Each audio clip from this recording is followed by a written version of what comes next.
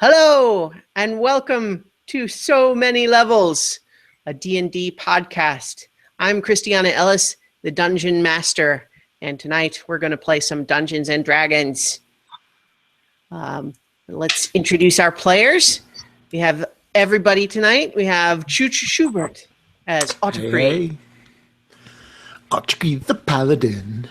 Jared Axelrod as Mugen the Magnificent. Hello! Starla Huchton as Nirakina Ethu. Greetings and salutations. And Vivid Muse as Amethyst. Good evening.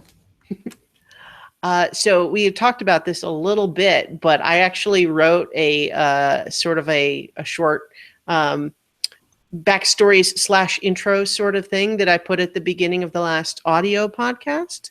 And I don't know, I thought I would poll you guys to see if you thought it would be valuable to read it here, or it'll just show up at the beginning. I listened to it because I saw that you posted in the audio file when I saw it come through on Facebook, and I went and I listened to it. I was like, oh yeah, it's pretty all right. My only hesitation is that maybe I need to trim it a little bit because it's still relatively long. It's about 2 minutes. But I think it's useful information for anyone who's not been following along. And the question is, are we expecting people to listen that have not listened before? Or, I mean, as the whole thing gets longer. That we're expecting people to listen at all. Well, wait, people are listening? I thought this was just for us. That's kind of how I approach most of my podcasts. Is it's kind of like, I want to play this game with you guys, and if anyone else listens and enjoys it, then great, perfect. But I don't know. Do you want me to read it now, or we can figure out some fancier way to do it at some point, maybe? But here's what we've got. Sekamian is a world of magic and mystery, of spirits and sacrifice, of dungeons and dragons. Nirakina Ethu is a young high elf from the secret city of Farusha on the slopes of the gargantuan mountain known as Rushama. She was happy there until the spirit of Rushama named her his cleric and sent her out on a journey to learn about the outside world. Ottercree is a tiefling, a race of people with horns and tails inherited from demonic ancestors. When he was just a child, his mother was driven mad by the evil spirits in her blood, and she killed his father and herself. He has gotten by since by apprenticing as a blacksmith, but he has sworn to destroy all demons that would meddle in the material plane. A paladin of vengeance. Baby. Mugen the Magnificent used to be a carefree bard until an unwise remark angered a malevolent witch, and she cursed him into the form of a fox-monkey-like creature. Since then, he's been forced to make his way on the streets, a rogue living by his wits, with forgeries and confidence games galore. Amethyst doesn't remember where she's from or who she is. She just remembers waking up in a boarding house surrounded by strangers. All she knows is that she has a mystical druidic connection to the natural energies all around her, and a vague sense that she may not be from this world at all. Together, these four pursued a wizard who had stolen a powerful magical artifact. They prevented him from summoning a powerful demon, but in the process, the magical artifact was destroyed, fracturing time and space. They awoke to find that 100 years had passed, and they had become heroes of legend.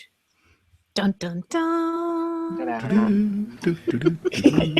Love it. So we could maybe tweak that a little bit if you guys like, or just, probably doesn't hurt to have a little bit of backstory going on. Yeah. But, so, let's now get back into our game. Last time, we had a couple of mysterious incidents. The party got on the road after disappointing the young barmaid who wanted to come along and be a part of their acting troupe. Oh. That's us, disappointing barmaids.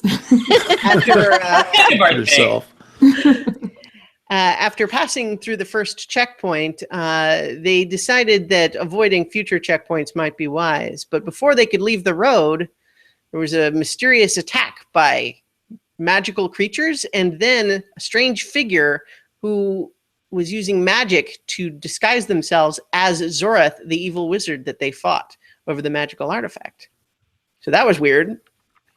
Then they left the road, traveled off-road for a while, but while they were making camp, they heard a strange screaming, and in following it, they were ambushed by 2 hobgoblins wearing devil masks and who spoke of the hatching phoenix before running off.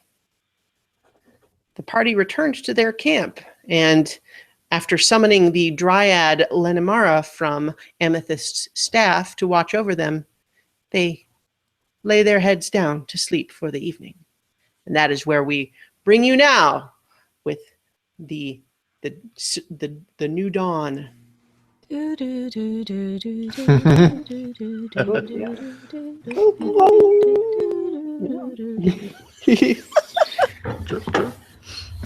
guys hear it? Yes. All right, good. All right. Wakey, wakey, people. Hands off Snakey.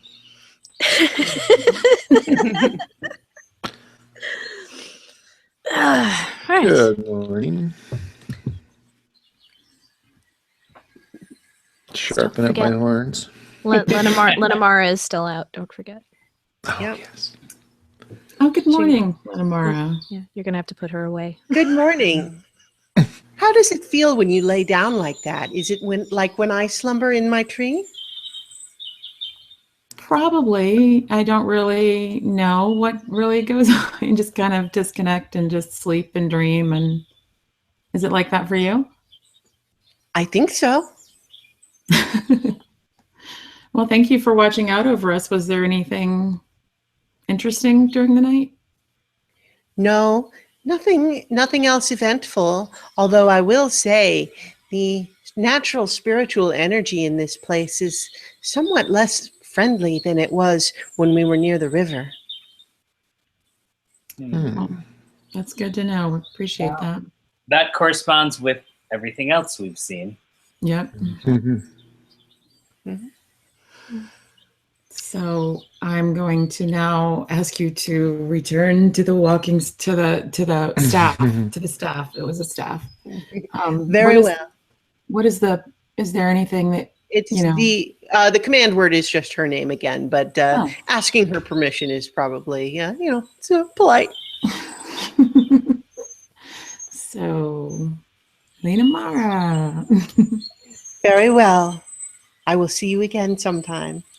When you Yes, need I me. hope. Thank you. And so the tree, in a way, it's a little dismaying at first because the tree seems almost like it's wilting and decaying. But you realize that that's also just kind of part of the natural cycle of life element, that this magical tree is shrinking down and resuming the staff. But as you hold the staff again, you feel that the magical energy in it is just as potent. Very cool. Is this creepy to anyone else? I mean, it's just really creepy to me. No offense, cupcakes. It's just, It's the world we live Very in. helpful. Hey, she helped us. I mean, it might be. I'm a not little saying it different. wasn't great. I'm just saying it gives me the giblies. Well, I heard you snoring, so it didn't have you that freaked out. Might want to consider getting a little more used to it, and I don't think that's going to change about the world anytime soon. So, Let's get packed up and roll out. Yeah. Keep heading towards Villa Nocta, right? Yep. Parallel the road. Oh, the horses are. We had some wounded horses. Have we taken care of them? You guys, you had healed them by Okay. now. All So right. they're good to go. So you have your updated documents. Were you still planning to stay off the main road? No, the less we have to use them, the better, I think. Yeah, it seems like the thing to do. Well, just bear in mind that the roads are have the guards and checkpoints, but that is considered the safe way to go by others. We were already attacked on the road. I'm just saying that the guards you had spoke to talked about stay on the roads and you'll be safe. So, and you're going to be at a slower pace. So I'm not trying to persuade you. I'm just making sure you remember that was part of. We need to have on the roads. Is that what you're saying? No. I think she'll move that shit to the woods. Are we being pulled by a godlike force toward the road, towards something? No. In fact, now you can't go in the road. How about that? Maybe that was for giving us one last chance to get back to the road and out of the woods. No.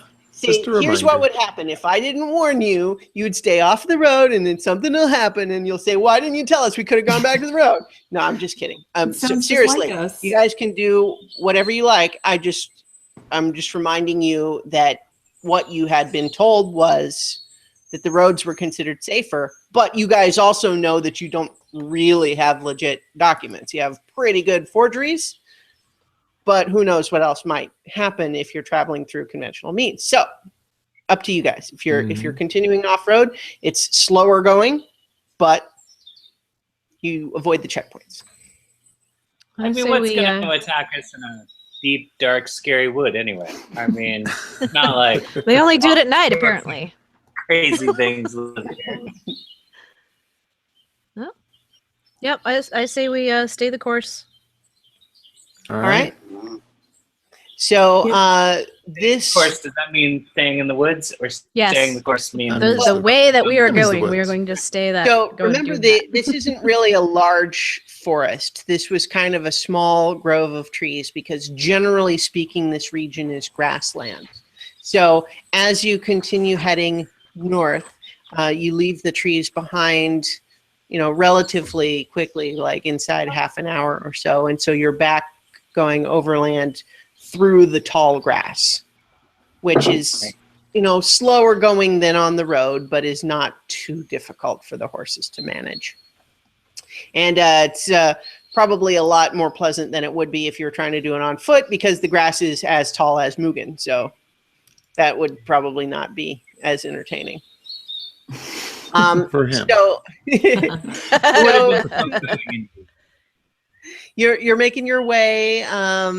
Let's see how you're all doing on your horses this morning. Let's have you each do an animal handling roll. Animal. 16. 13. 18 plus 3, so 21. All right. Oh, nice. 13.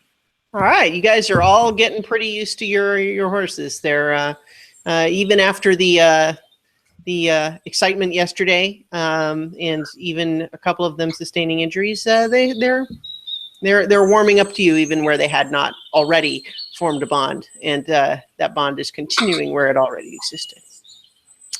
So you're making your way, and several hours pass uneventfully. You start realizing, I'm going to assume that you guys ate from your rations, or did you? Yeah, we didn't hunt or anything. Mm-hmm. So, and just as a note too, that especially if you are bypassing the main road and where there are like little towns and villages and so on that we're going through there, you're going to want somewhere to refill your water skins at some point. You're doing okay for now, but it's not infinite. Okay. I have a question. So I have the passive wisdom trait thing on here, and it says passive wisdom perception in parentheses. Okay. I mean, that's passive perception is just basically what would you notice if you're not especially paying attention. Okay. So yeah, I was wondering what that might.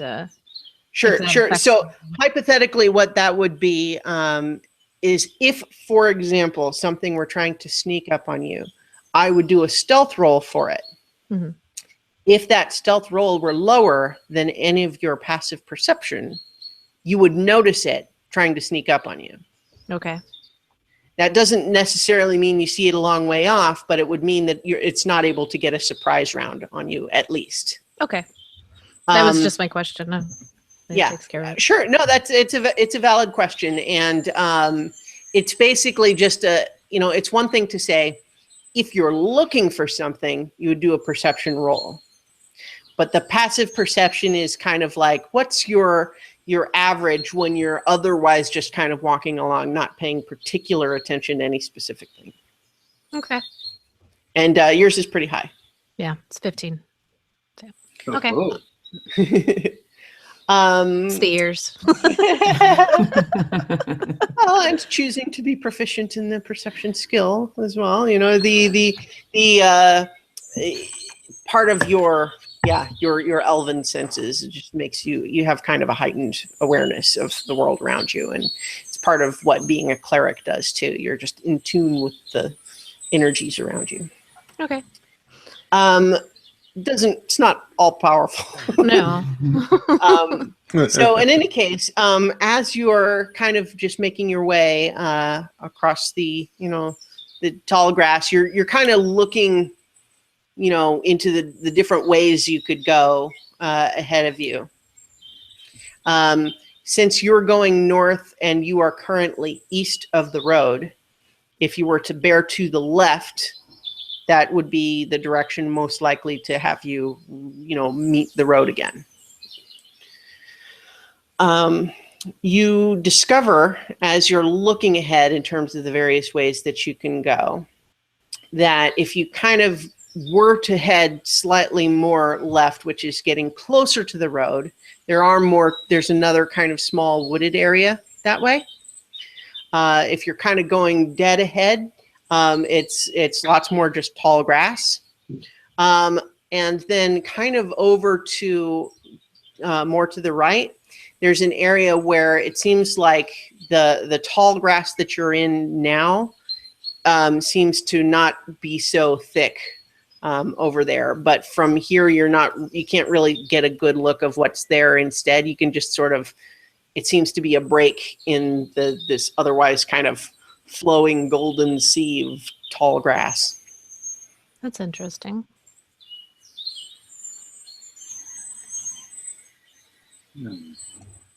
I wonder if the higher ground, if there's more chance of being seen.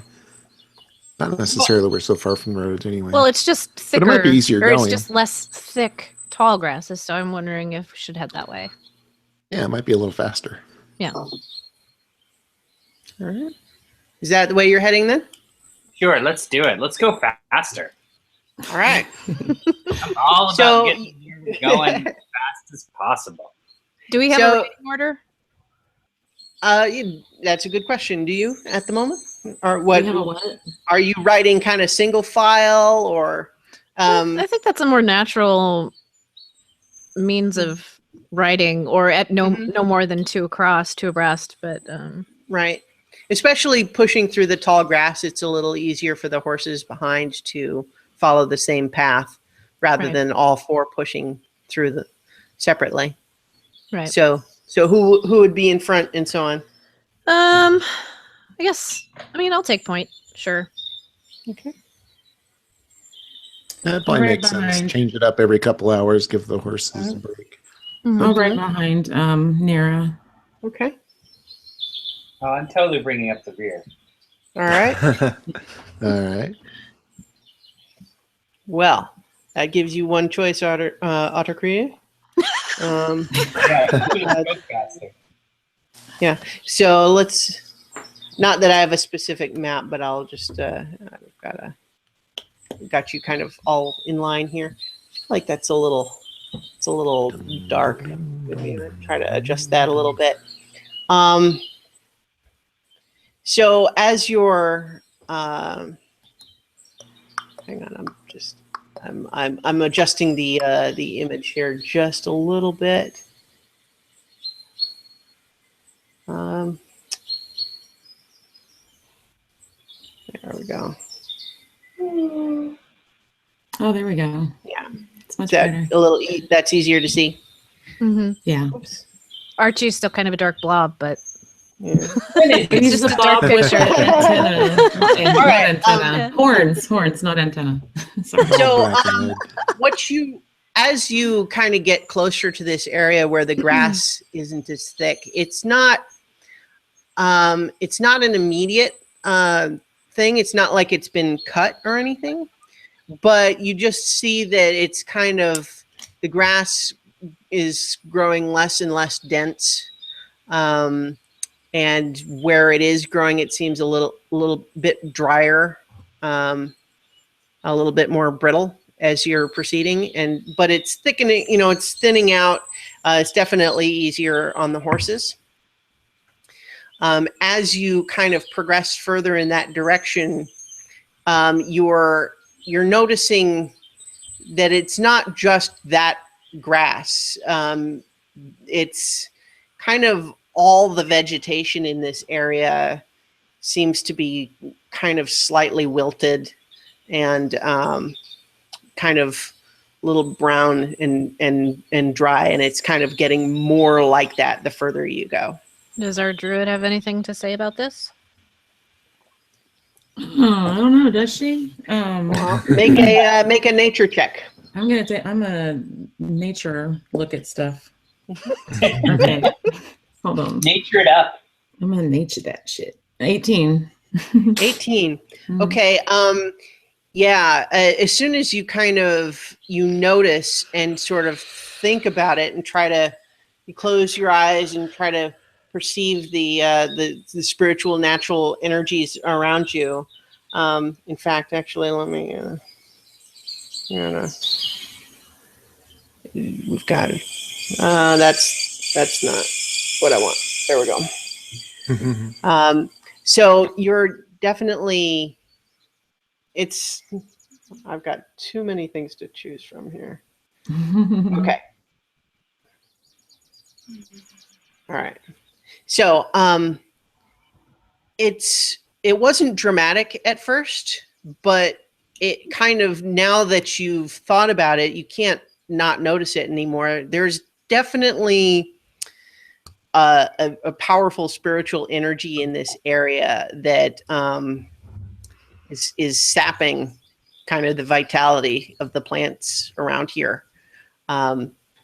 It's, you know what I'm also just realizing is I can move my little window here to a different place and make it, oops.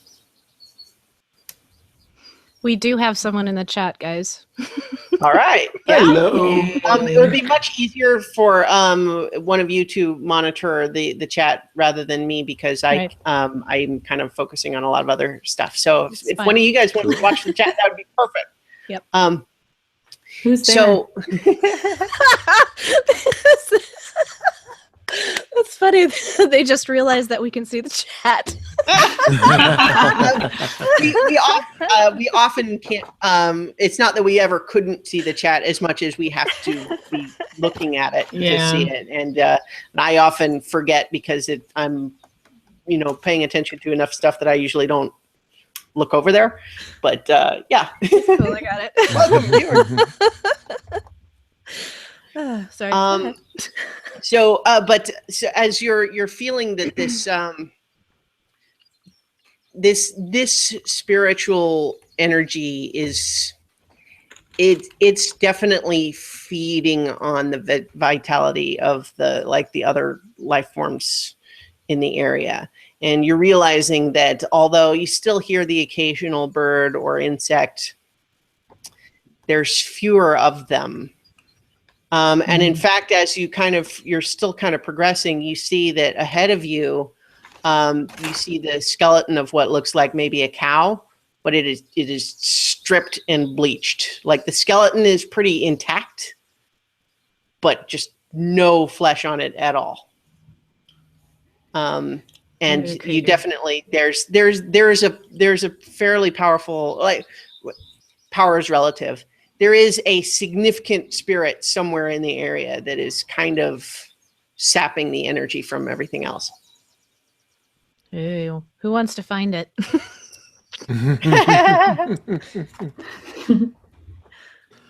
That sounds like a job for someone who works with magics. Yes. Was I able to detect if it was like nature magic or something else that Yes, would it is. require? It is a nature spirit, but Okay. you know that nature spirits are not always things like tree spirits or anything like that. They can, because just like the kobold's desire to worship a dragon is partly why Sitzlebeck was in the form of a dragon, all sorts of things can influence the form that a spirit takes. And so it's not always going to be an obvious connection to a specific physical thing. It can be just kind of a representation of the energy in the area. But something about this particular spirit is that it's kind of draining the life from other stuff around it. Okay. And she is the only one that knows it at this point, right? Because she hasn't told us. Right. Okay. So what she said, but can I ask if there are any animals in the area? Yeah. So you with your kind of awareness, like I said, is that there's still kind of the occasional bird and insect.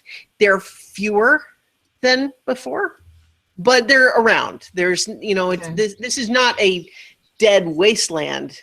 Right. You can just see that it's not thriving like the rest of the grassland was. Something is sapping the energy from it. And I'm not sensing any immediate danger to us. Well, not anything that you can see in your immediate vicinity, but you are also this sensation is getting stronger as you go in the direction you're going. Oh, fun. Okay. You get the sense that wherever it is, you are currently moving towards it. Okay. So, guys, the layout, the sparse grass and such, there's a negative kind of energy drain in the area. Some sort of natural spirit is here, and it's draining all the life in the area. And we seem to be heading towards the center of it, the core of it. Just so as you know. Well, I'm gonna go ahead and get out my shield then. Yes, that's wise. Yeah, everybody's healed up and eaten, and right. Everybody's at full health now because we rested. Yep. Well, yeah. If we see something, I'd love to help out, but I want to get up to Villanocta. Agreed. I just wanted you to know that there was something going on here, and I've got my shield out. All right.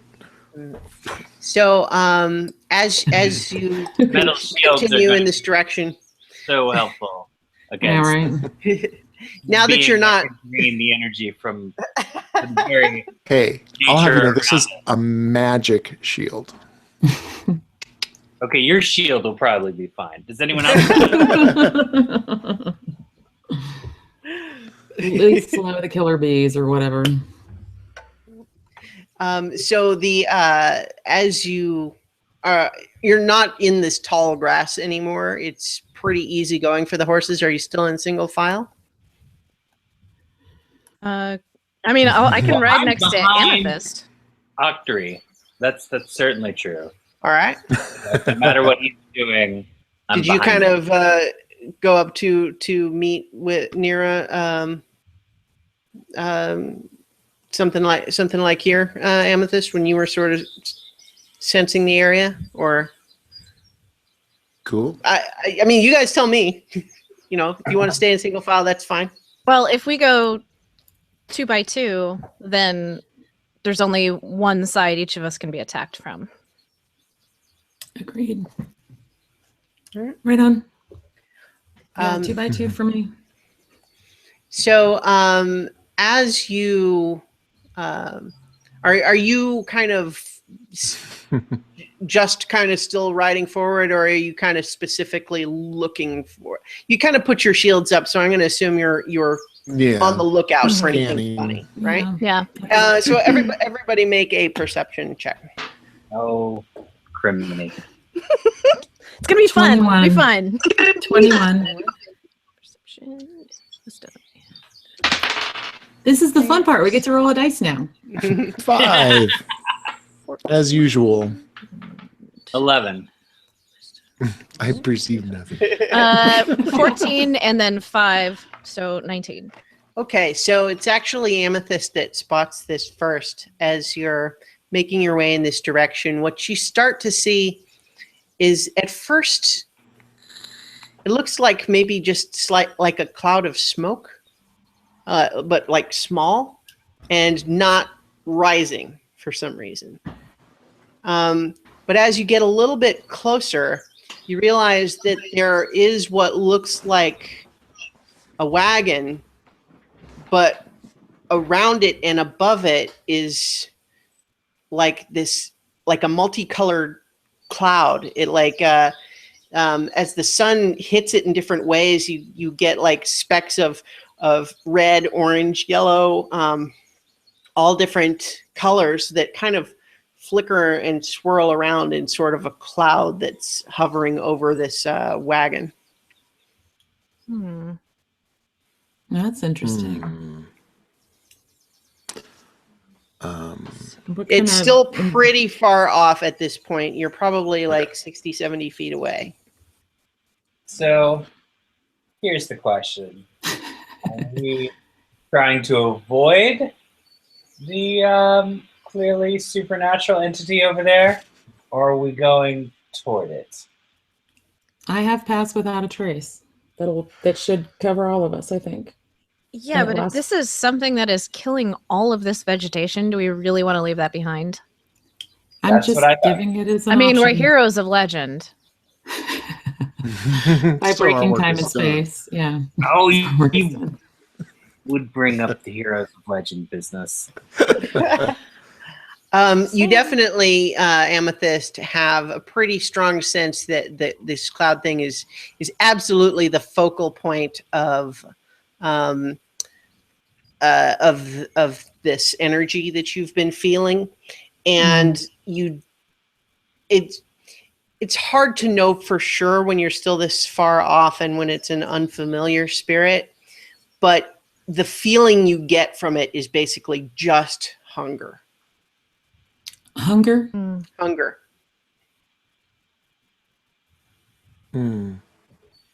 I'd like to check it out. Sure, why not? Very, very definitely dangerous. Definitely dangerous. That's our favorite. I have nothing better to do today than to be attacked by some sort of strange wagon spirit. Let's do this. All right.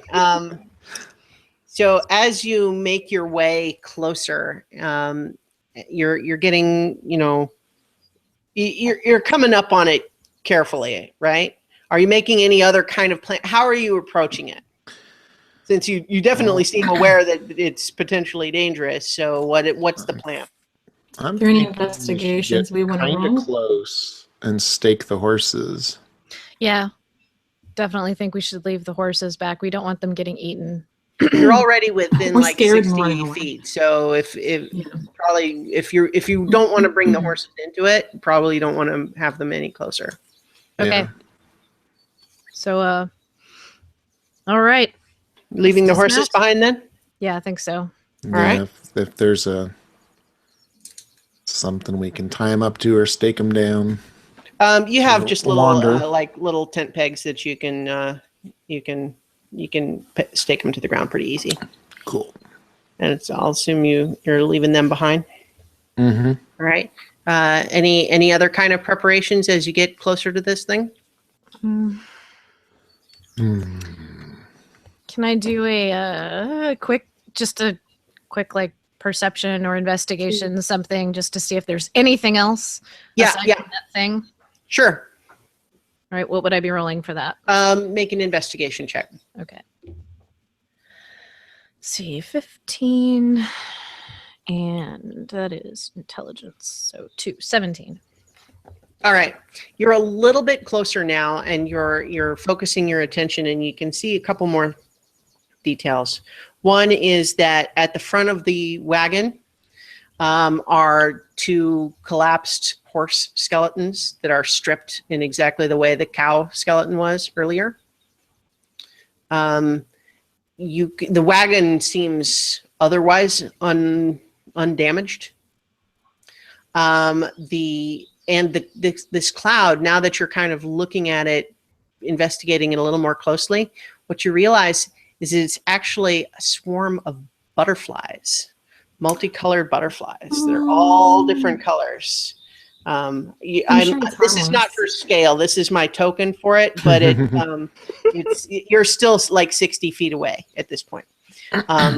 And so the cloud, this swarm of butterflies is like, it's like maybe 10 feet by 10 feet when on average, but as the wind kind of gusts or whatever, it sort of drifts away. And like a school of fish or a flock of starlings or something like that, they're all individual little butterflies, but they're kind of in this swarm hovering over where this wagon is.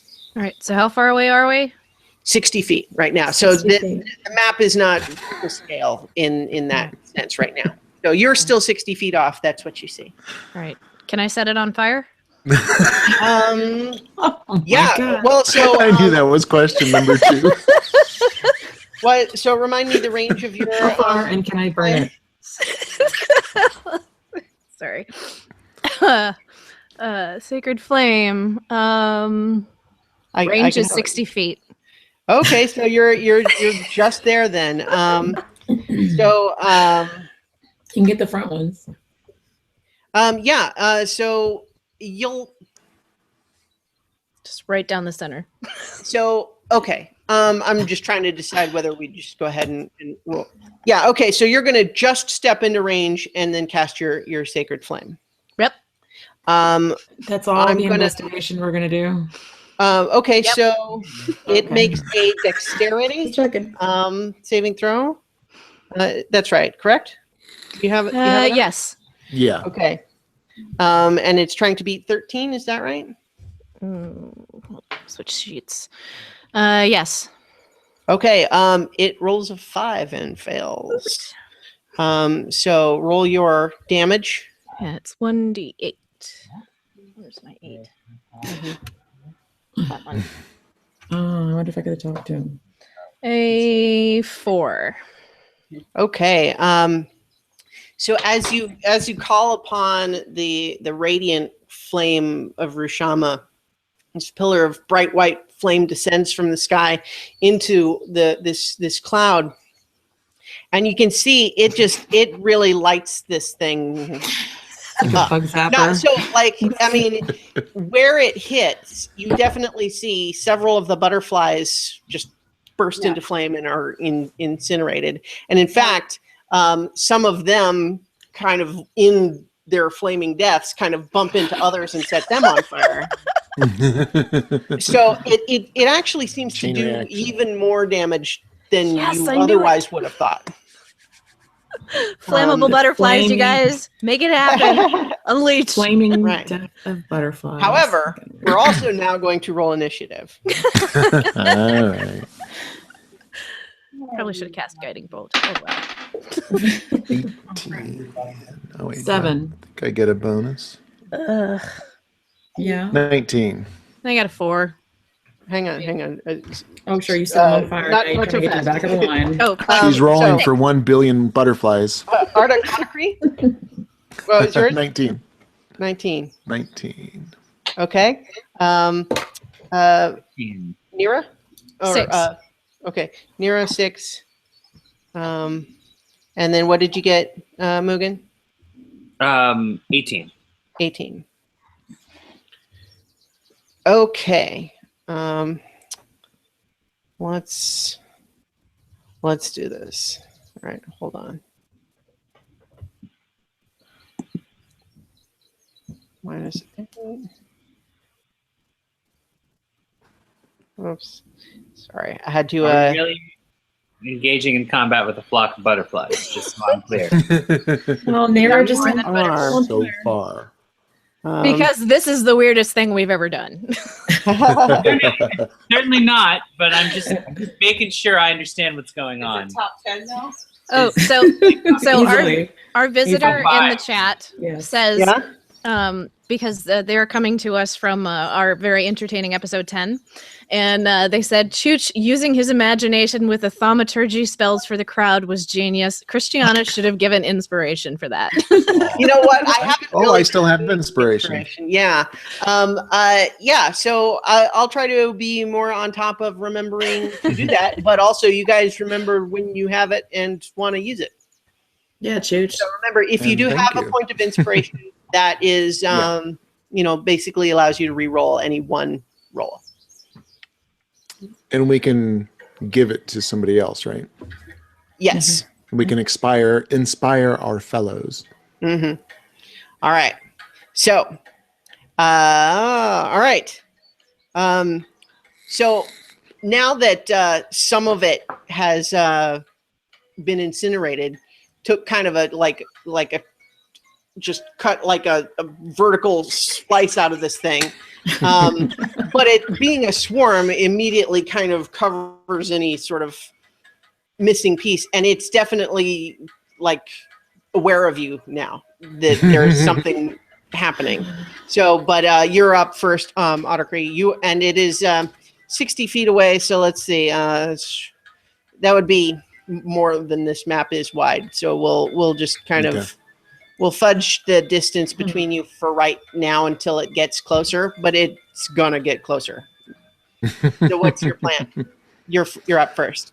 I'm going to cast Bless, which is up to 3 companions. So each of you will get to roll a 1d4 on saving throws or attack rolls, and add it to your roll.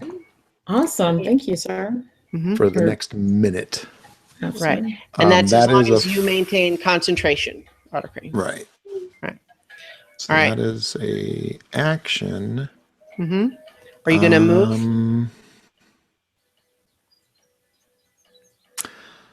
Do you want to go behind since you're concentrating? I'm good. Stop it. So on that note, yeah. So it's up to you. Are you going to move closer to this thing, or are you staying where you are? Yeah, I'm going to. I'll go ahead and move up like 3 spaces. All right. So it's like that. All right. And so for the record, I'll take this off until it gets within range, so that you can start using the grid tactically. But so it's still right now. It hasn't moved yet, so it's still 60 feet from here.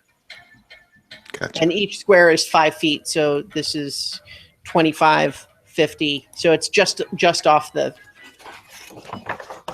map right now. Okay. Got the coordinate.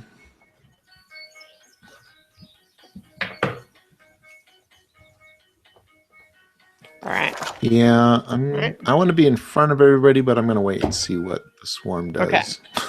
Okay. All right. So, Mugen, you're next.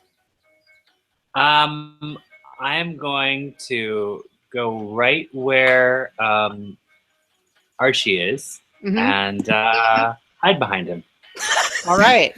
Make a stealth. I can hide behind anyone medium or bigger. Yes, you can. And, so make a stealth roll. He's got the magic shield, as I remember. True. Where is the wagon on the map here? So it's still under where the swarm is. So it's still right here. Okay. All right. So so you made your stealth roll, Mugen? Did you make a stealth roll? No, I don't have to. I think to be stealthy. Well, okay. You can try to hide, and that means you get to roll a stealth roll. And if you beat the perception roll of the swarm, then it doesn't see you. I don't think that's how my stealthy ability works. I think that's a thing where I can just... It lets you take the hide action, which means you roll a stealth roll. I think you're just trying to get me to roll more dice. I think that's what this is. Don't piss off our extraplanar god. No, think about it from I'm rolling the dice. I'm rolling the dice. I'm rolling the dice. I'm not trying to make it about rules. In world, it saw you run up behind him. So it's not like you disappeared and went invisible unless you are successfully hiding behind him. But you're good at stealth, and we'll see. Not this roll. That's a 5. Oh, 5. Well, let's see what it bonuses. This is a swarm of butterflies. It's not necessarily the most perceptive. So let's see. They get distracted. And sure enough, it rolls a 3. So there you go. You are now hidden from the swarm. Well, for all the good that might do you. So are you taking an action as well? No. Because you can do that as a bonus action now. I can. Yeah, I can do a lot of things. But I'm not. All right. How am I supposed to fight some magical butterflies? That is not my wheelhouse. Fireworks. We're setting them on fire. I thought we established this. They're pretty far away to try to throw anything at them at this range anyway. Okay, so if that's your action done, you're up, Amethyst. Shit. I don't. I have to get within 10 feet to cast poison spray. And 30 feet to throw fire at it. And entangle is going to be really pointless. But I'm close enough for it. But yeah, it is. It would probably. I mean, these are flying things. So. Yeah, that's pointless. Yeah, it'd be funny to watch for a minute, but yeah. Well, not to mention, like, it's a swarm, so even if the vines could grab 1 or 2 of them, right. So I think I'm gonna fuck it. I'm gonna move up within. Let's see. I'm gonna throw a fireball at it with produce flame. Okay. So I need to be within 30 feet of it. Mm-hmm. So it's 60 feet away. So if you move your whole movement point towards it, then you'll be just in range. Yeah, let me do that. Okay, so you're moving up here, and I'll keep the boys safe by being further up too. So make your spell attack roll. So I believe that's your D20 plus 5. Yes. Plus to 1d4. 11. Oh yeah. What? Plus. Ooh. Oh wait, yeah. So that was. Plus you're blessed. So you're blessed from Otacree. So you can roll. 12. So you rolled your D20 plus 5. Yeah. And then you rolled a D4 and added, and so it's 12. Yeah. That's as good as it gets. Okay. So unfortunately, when you create this fireball, you feel just this extra little bit of energy throwing it further, but you're just on the limits of the range that you can really throw this at all, and so it kind of bursts against the ground just ahead of where the swarm is. Awesome. All right. So now it is the swarm's turn. You do still have a bonus action, so if you wanted to go into a wild shape or something, you could do that.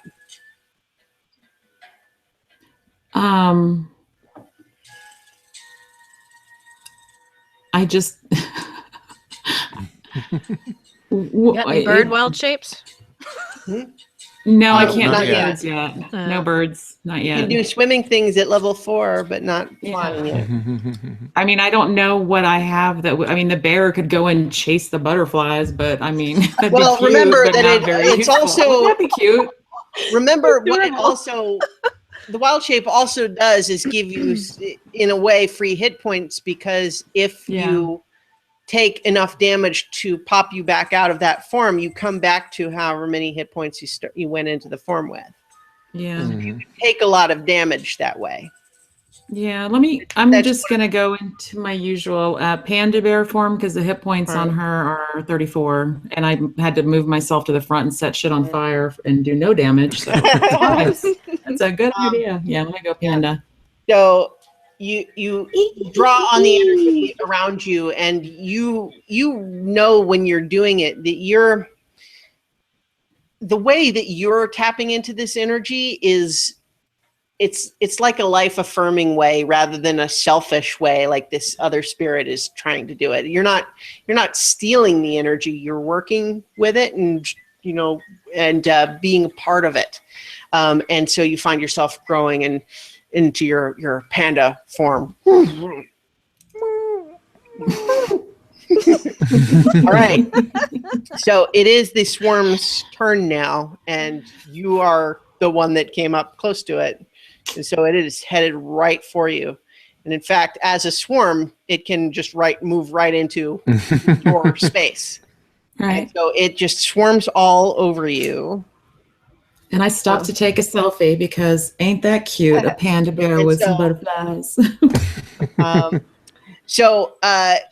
What is your AC as the bear? I can look it up, but if you have it, it is 34. Your AC? That's 10 hit Oh, points. AC, so armor class. Yeah. I can pull it up if you don't have it handy. I had it. My tab went to sleep. So well, yeah, if you can look it up, that would be good. It rolled low enough at this point that it's going to miss, I'm sure, anyway. But try to have it for the next. It's 11. Okay. Got it. So it rolls a 5, and so this thing is swarming all over you. So there's a couple of things happening. All of these colors and all of these wings just all over you in your face is very disconcerting and distracting. So I need you to make a dexterity saving throw. Oh, you guys, my dexterity. And remember, you're doing the dexterity of the bear. Right. Yeah. So 4.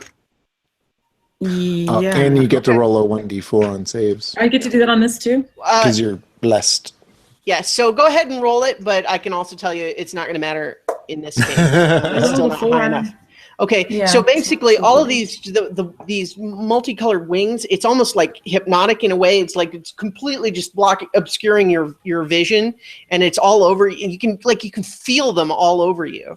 And it basically you are completely blind. You cannot see anything with these butterflies all up in your face. Now, however, they are trying to bite you, and these little butterflies don't have big jaws or anything, and they're mostly just getting hair, and so they don't manage to do any damage to you this time. But while you are in this swarm right now, you cannot see. Okay. All right. Nira, you're up. So I'm looking at this, but I don't want to hurt Amethyst is the thing. Yeah. Please don't Sacred Flame. Please. Please. Oh my God. Please. No, I have Gust of Wind. Mm-hmm. But I think that just blows things away. Well, but I don't know how that would affect her in relation to the swarm. Well, so Gust of Wind, I believe, would make everyone in the gust, which would include her, need to make a strength saving throw, I believe. I'm reading it now. Strength saving throw or be pushed 15 feet away from me. Right. She's got bear strength, and these are butterflies. So the idea is that probably she's got a better shot of making that saving throw. Okay. I say do it. I want to see what happens. Right. I don't see that it's going to cause damage. That it's just going to blow them away. Well, yeah. But then I can set them on fire when they're gone. So Exactly. okay, so I'm going to do that. I'm going to cast Gust of Wind. All right, and I don't think you roll anything for that. It's just their roll, right? This is one action, concentration up to 1 minute. Mm-hmm. Okay. I rolled a 1. That's with my modifier. Like, hang on to your butts. Okay, I'm guys, bear stats difference. This is a perfect case in point of where sometimes the dice make weird things happen. Okay, because the butterflies have a strength of 1, which means a -5 modifier, and they rolled a 19. So that means they got a 14 and make the saving throw. Whereas Amethyst, in her panda form, but she's still out of the swarm. And so basically, you send this gust of wind towards a swarm of butterflies and a panda bear, and it is the panda bear that is blown out of the space. You're welcome. I'm going to need like a gift of that. Someone is going to need to make this for me. That's a weird one. Oh my gosh. Let me just double check how. So, okay. So, the other thing is, Starla's fucking me up. this is a concentration spell, so you can keep the wind up as long as you want, near like up to a minute. Right. Right. Go ahead, roll me and so around some more. basically, you can, at the end of every turn, change the direction of the wind, and any creature that starts its turn in the gust will have to remake the saving throw. So just because it saved on this one, you can keep that spell going. All right. All right. So that was weird, but just a quirk of the aerodynamics of the air currents just made something weird happen there. All right. So are you moving? Are you going to move at all, or are you staying where you are? I think I will move up the screen, so like away from Mugen, but so like I've got the angle where I'm blasting the wind is kind of no, the other way. Sorry, it's up for me. I guess it's down for you. Okay, but, sorry. Well, I've also... and forward just a little bit so that I've got kind of like a angle going on the butterflies, like this, or yeah, so that Amethyst is no longer in the line of the wind, but the butterflies will be. Okay, like that. Yeah, that'll work. Yeah. Okay. And so you, as a bonus action at the end of your turn, can now choose to have the wind going this way if you want. Okay, I'll do that. So it doesn't make a new saving throw now, but it will on its turn. Right. Okay. So now you've channeled the spiritual energies, and this torrent of wind is flooding out from you. And as you moved, it's now going that way. Okay. Mm-hmm. All right. Otacree, it's your turn again. All right. I will move. I don't want to get mixed up with them. So I would move up towards the elf. Okay. Right about there. All right. And swap to my crossbow. All right. And see how many I can take out. All right. Go ahead and make your roll. Oh, 8. No, 8. You also don't get your own bless because you can do right. creatures, and you chose the 3 of them. So, okay. So it's a total of 12. Unfortunately, this thing is a swarm. It's mostly empty space, and your crossbow bolt just sails through it without doing anything. All right. Mugen, it's you again. You are no longer hidden behind Otacree because he moved. Thanks a lot.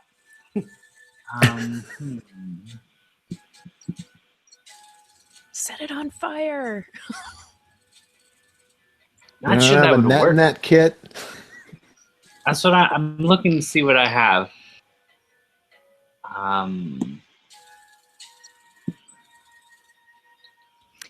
Is the wagon no longer under the butterflies, or? Right. Yeah. There's a wagon just off the edge of the map from where you guys are. All right. Well, I'm going to run to the wagon then. Maybe there's something useful over there. Okay. You won't be able to get all the way to it. You can move 5 squares, which the closest way sends you basically like. Are you going around this thing? Or you're going to try to run through it? What's the plan? You know what? So it's gonna be blowing south, possibly. Yeah, the wind is currently going this way. If you try to walk through the wind, you will have to. It'll be difficult terrain to move through the wind. All right, then I won't. How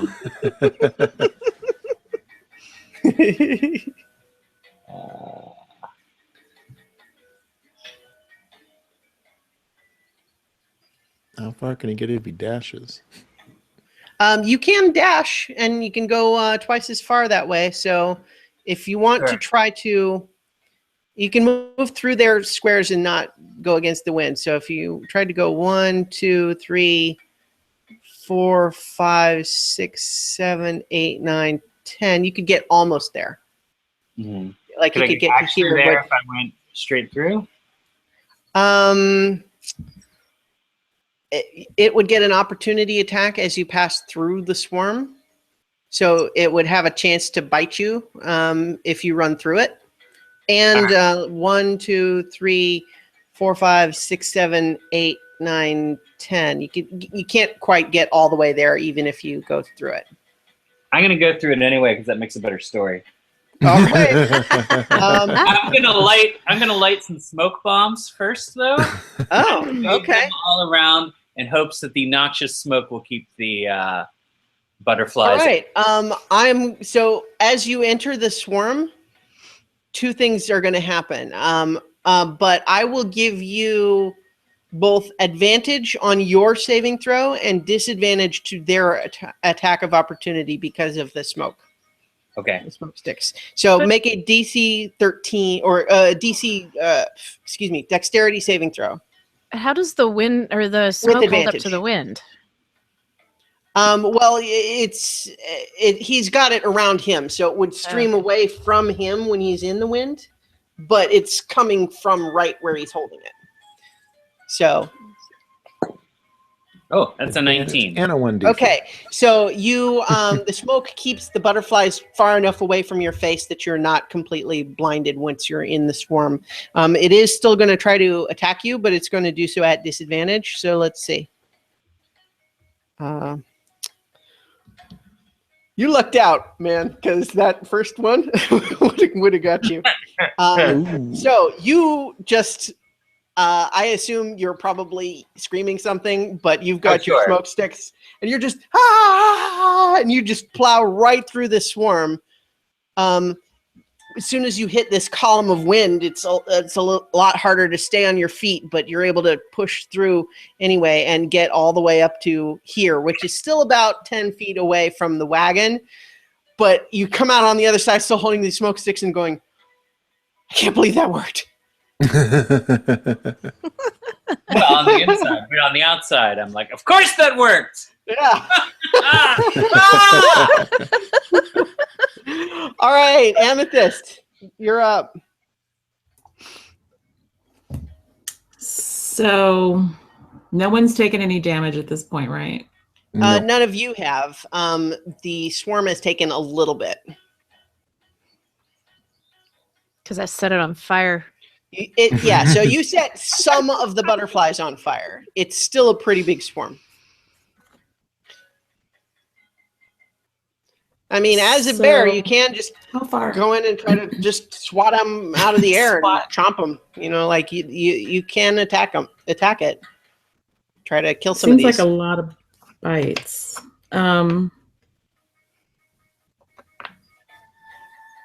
far away am I from the swarm? Right now, you would need to move 5 feet forward to be within range.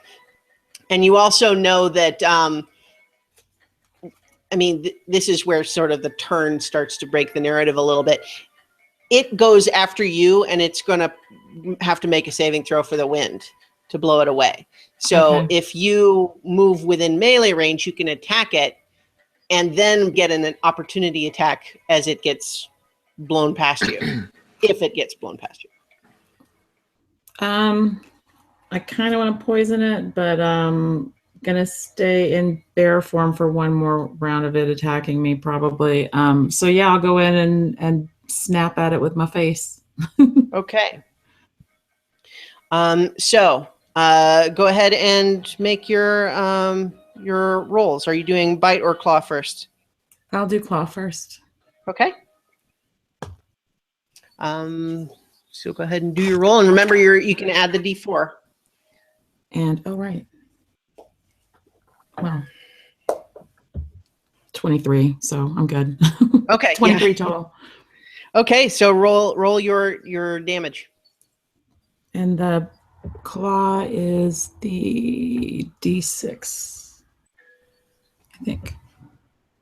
I gotta look it up.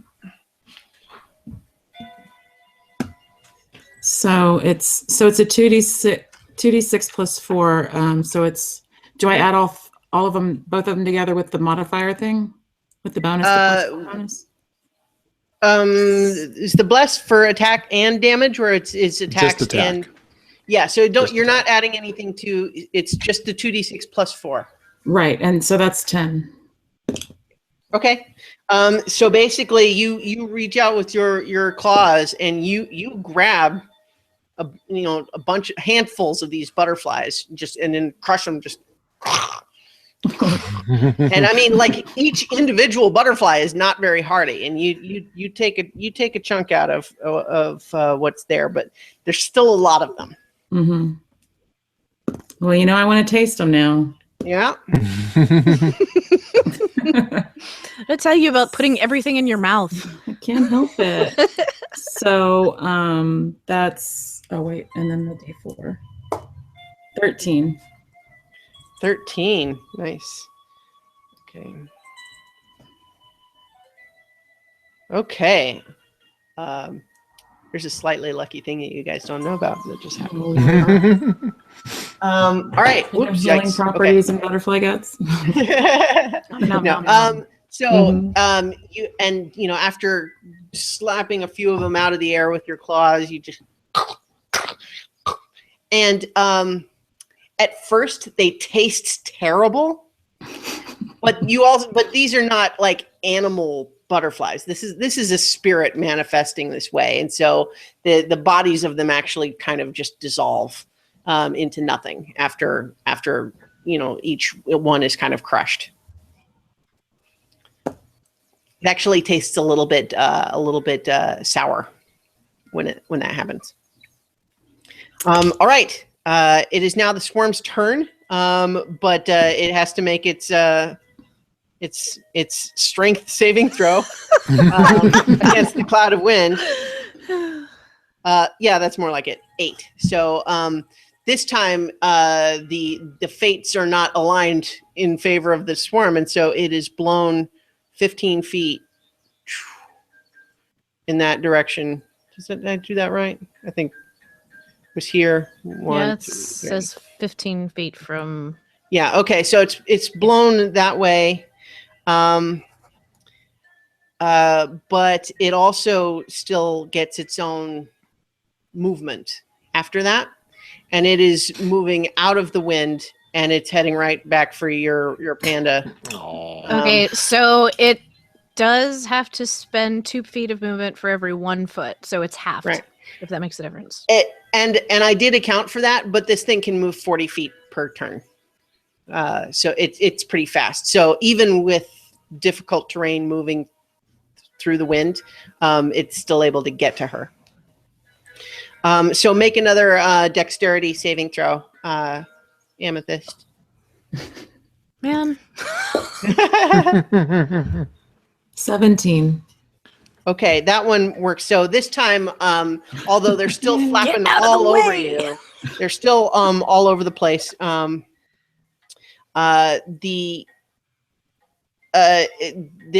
not completely blinded this time. Okay, so and it's going to they're going to try to bite you again, these little butterflies. Mm-hmm. And that time that's going to get you. It gets a 21 for its attack, and so Bitch. okay. But you guys you've killed about half of these butterflies by now, and so you get the sense that this bite's not going to be as damaging as it would have been when this thing was at full strength, because it's just you've killed half of the butterflies now. So let's see. I want to set it on fire, and she is in the way. So you take 9 HP poison. 9 HP piercing damage from the bites, but you can also feel that this sort of toxic hunger energy, spiritual energy, is seeping into you from these bites. So you're also taking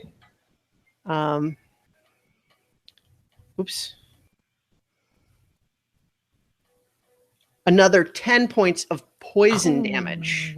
Shit.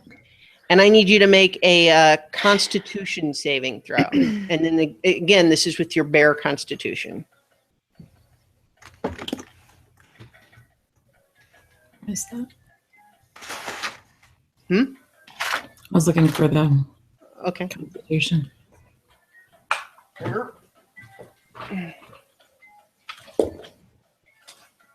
So I rolled a 9. Okay. Do a 1d4 too. Right. But Constitution, so 9 plus 2 is 11 plus 4 is 15.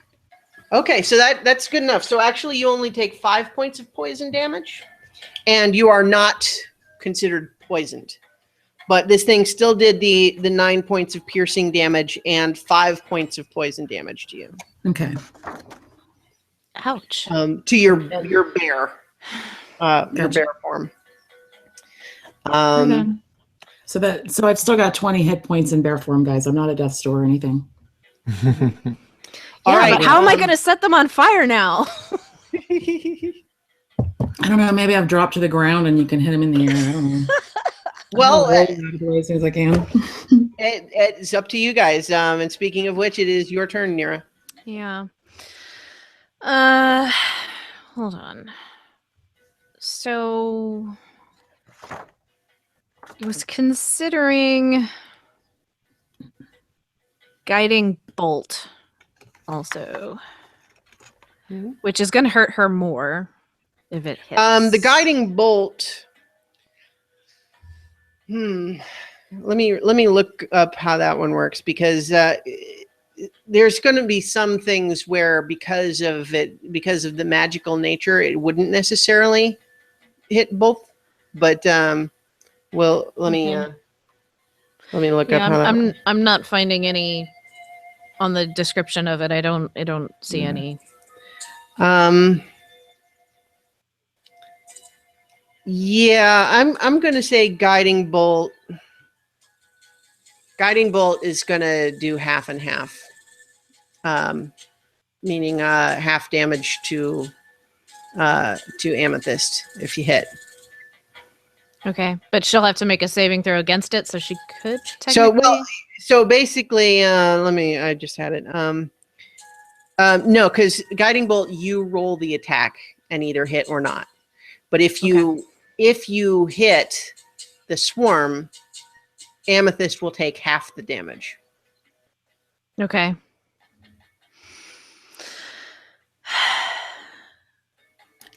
Do it. All right, sure. So I'm going to drop the gust of wind. You don't have to drop gust of wind because guiding bolt is not a concentration spell. Oh. Okay. Same with sacred flame for that matter. Tempting. Severe lack of things on fire. Okay, so I'm going to go ahead and I'm going to do a guiding bolt. Okay. Make your attack roll. Ooh. I got a 20. Yeah. Oh, you rolled a 20? I rolled a 20. Wow. What? Yes. That's how we roll. So that makes it a critical, which is kind of a mixed blessing at the moment, right? Yeah.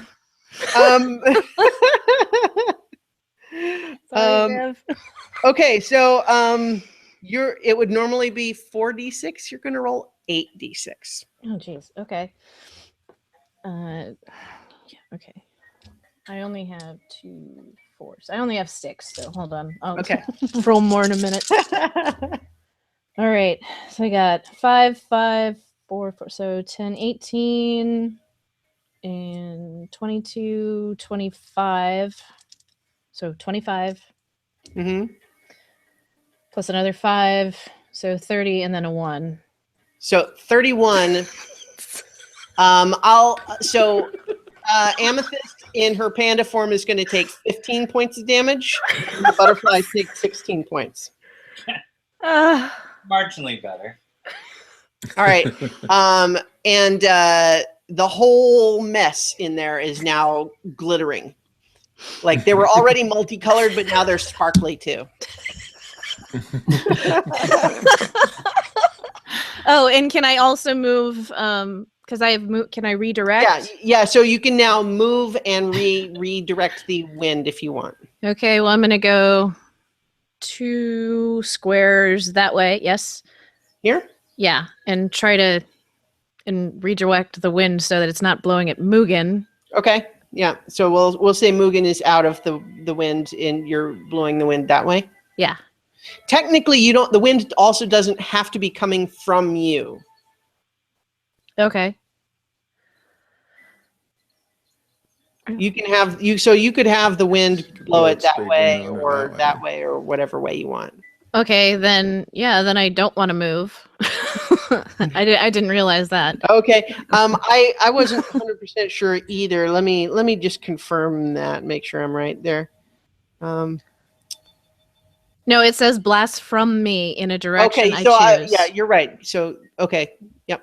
Okay, yeah. From you in a direction you choose, but from you. Okay. Right. Yeah, you're right. Okay.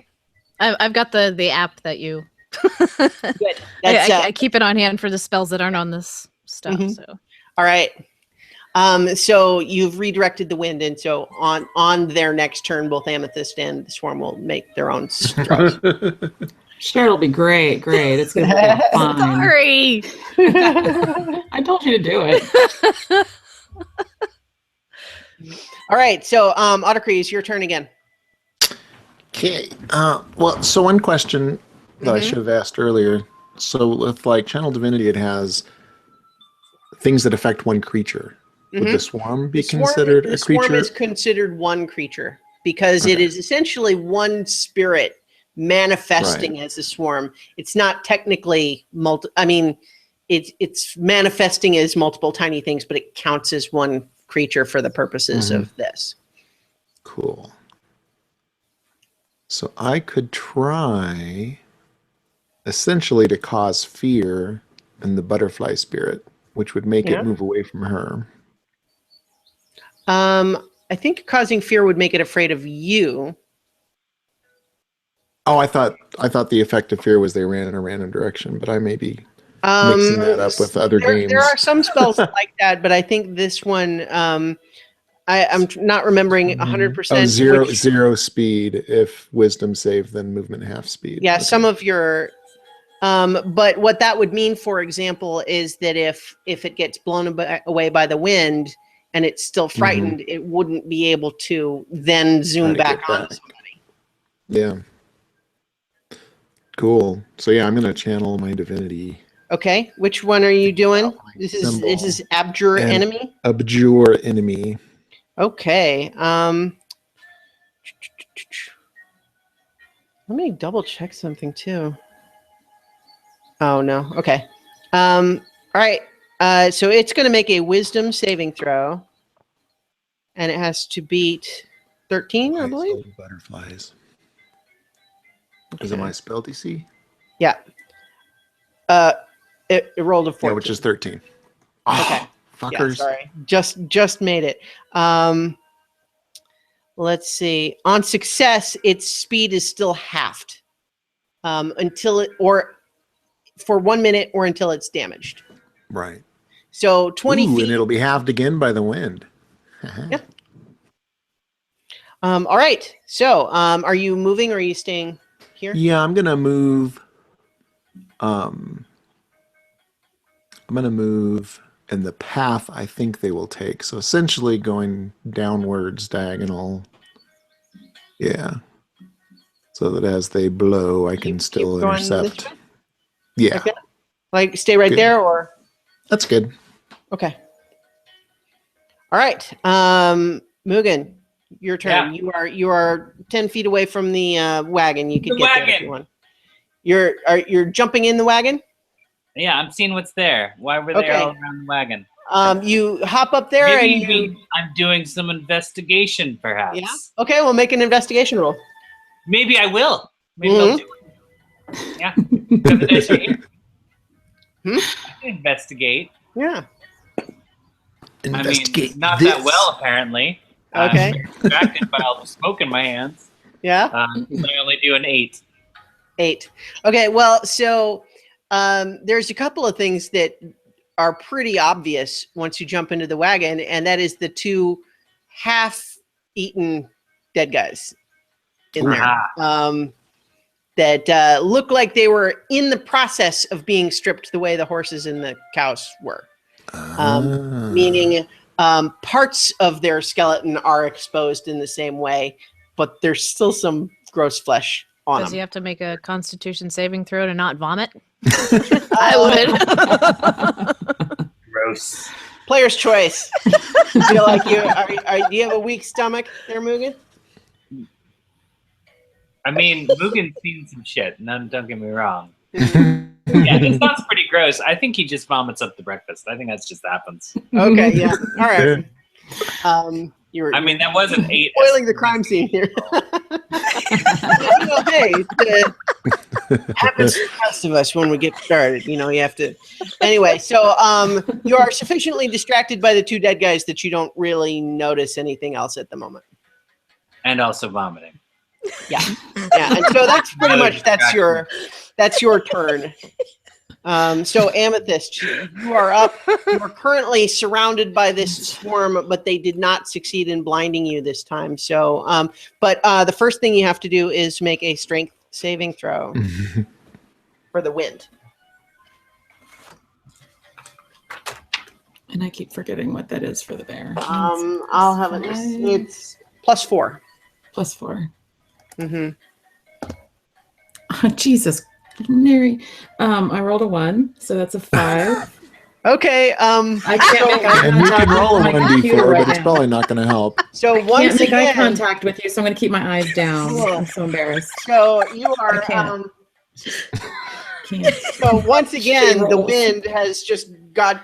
You were so distracted by these butterflies flapping all over you that the wind sent you rolling over backwards, and you land about this way. So if you wanted to try to get back up to the swarm, like if you wanted to get back to melee range or something, right now you'd be walking against the wind right now, and so you could get there, but. Goddamn polar bear mind shit. No, I'm done with the panda bear. I'm gonna switch out and I'm gonna transform to Amethyst back to human form, and I'm gonna throw some fucking poison at him. All right, are you? Oh wait, so no. Yeah, I want to try poison spray. Okay, so poison spray I think is just you need to be right up next to him. Yeah, it's a 10-foot range. 10 foot. Okay, so are you going to try to move through the wind, or you want to try to go around it? Because if you could get to here and be out of the wind and in range. I would love to be out of the wind. That'd be awesome. Let me do that. Right there? Okay. Yeah. It says must poison succeed on a spray. Constitution. Okay.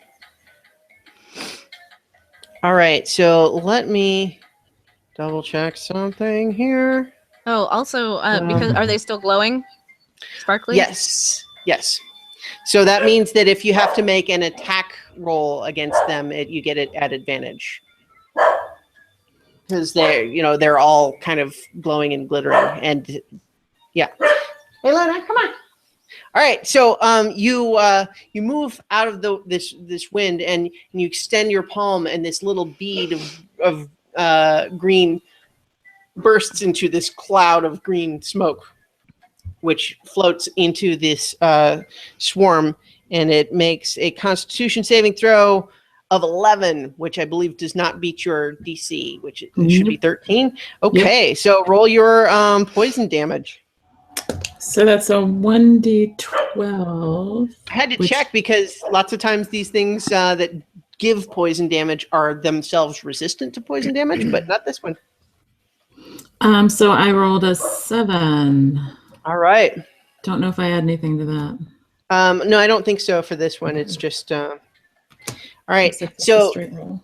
you see several more of these butterflies as they fly around and flap around and get into contact with this green mist. Even though the wind is kind of blowing the mist away, but just the immediate contact with it, several more of them drop down to the ground and then kind of disappear. And you can see that this swarm is not what it once was. It's very thinned out at this point.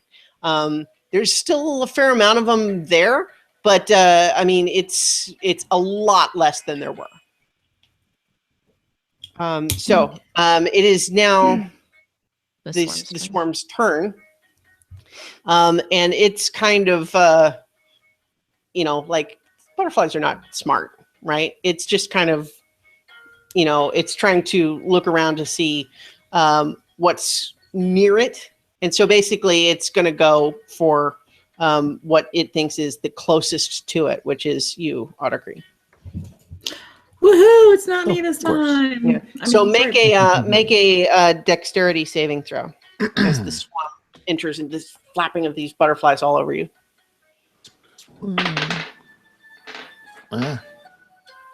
8. 8. Unfortunately, these things all over you. They're so brightly colored, and the flapping is it's so intense that you can't see. You're blinded for the moment. And then they're going to try to eat you. Of course. But they roll a 14, so that is not. Although they're swarming all over you, a lot of them are landing on your armor or on your shield or whatever, and they're not getting you with their little butterfly mouths. All right. I forgot to have them do their saving throw for the wind, but I'm gonna let me. It literally got a 0. I'm going to retcon that they went around this way and still attacked Ottercree rather than having blown back here, because otherwise it may have gone against Amethyst, which is probably what would have happened. But because we already rolled the dice and everything, let's just say it was fixated on Ottercree this time.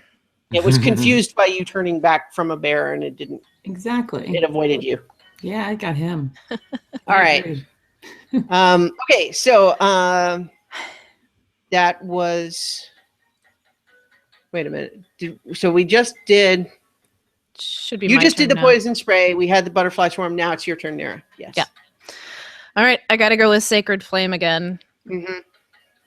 All Sorry, right. Archie. You can target the part that he's not in, because it's kind of a big enough area that he's, unlike the panda, took up a lot more space, and so you can target part of the swarm that's not. I'm dieting. I'm right here. All right, so Sacred Flame, it makes a dexterity saving throw, and it gets a 10, which is not enough. Nope. So roll your Sacred Flame damage. Yay.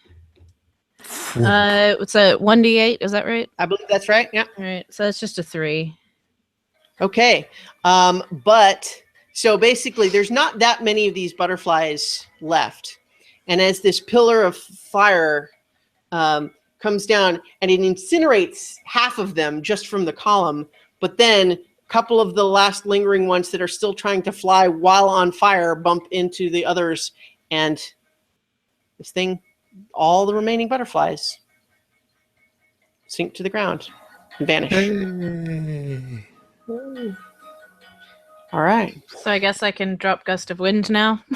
Unless you want to keep it up. Let's see what to fuck with this. No, I'm good. All right. Well done, you guys. That was fun. Yeah. So that 29 points of damage that I took in panda form just falls away. I would. Yeah. Yep. So she doesn't need healing. She's good. She's good. I'm good. I didn't take any damage in human form. She used her what? See, not that I necessarily am always going to give you guys hints, but that's part of why I suggested. I was already debating it to be able to tank it, but I just the spells are just I don't know. I didn't have good spells for a butterfly swarm. You guys don't necessarily always know what's gonna be the best, right? That's true. Yo, You invest in butterfly spells. all right. Boy, there was a couple of things that I was worried might happen there that didn't. So, well done. Ooh, like what? Mhm. Like somebody dying? Well, Legitimate concern. there were some rolls that swarm failed that would have been bad if it had succeeded. How's that okay, wagon looking, Mugen? all right, so we're out of initiative now. I don't think So there's anything useful in there. do you want to make another investigation roll, or you're embarrassed now? I think we're fine. Okay. So you just hop out. Well, and you're I want to walking go away? check it out. Yeah, I'll check it out if. Okay. You may not want to. Just warning you. Just I'll got go eaten check by it out. butterflies. It's So, gonna take a lot to scare me right now. Let's all investigate. Yeah. I'm not gonna make you roll right now because I'm assuming since the threat seems to have passed, you're just gonna go ahead and see what's there, right? I like how she says "seems to have passed." Well, do you want Hold on, to try to try to reach out and sense the spiritual energy around you, Amethyst? No, let's search the card. Okay. All right. I mean, so if it was magical, wait, wasn't it? If it was magic, I'm nature. Somebody with magic needs to investigate, don't they? But it No, was a it nature was a spirit. spirit. It was a Oh, it was a spirit. nature spirit. All right, yeah. Let me roll some. All right, Open your make third a eye. nature check. 11. Okay. Well, so you can definitely tell that the primary source of that hunger, negative spiritual energy you were feeling has now been dissipated, but you're not really sure what caused it to get so intense in the first place. And so without knowing, without being able to correct it, you suspect that spirit might well just reform the way it was eventually. But it's gone for now. Okay. You're not in any immediate danger. We're good, guys. So the wagon is in pretty good shape since the butterflies were mostly going after the living creatures around it. What you find inside the wagon, in addition to the two half-eaten dead guys that looked like they were probably human, but a lot of their faces are gone. Oh, can we check them for papers? They Loot the bodies. Come on. Yeah. The clothing like they have is a lot of it's kind of torn up. They don't seem to have any of the traveling papers that you have seen before on them. But what is in the wagon is just a locked wooden chest. Well, we're definitely going to need to get in there. Mm-hmm. Does Mugen, can you pick See if locks? that thing has traps or anything? I can totally pick locks. Do you want to just try to pick Can the you lock, check for or traps? Yeah, just if you want to hand me check the- for traps, that's an investigation roll. Otherwise, it's a dexterity with proficiency. I'm just opening it so we don't stand by this. All right. So make a dexterity check +2 with your +2 proficiency on it.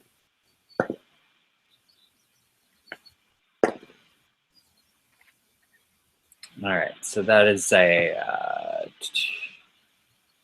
23. All right. I heard 2 rolls. Was that the D4 also?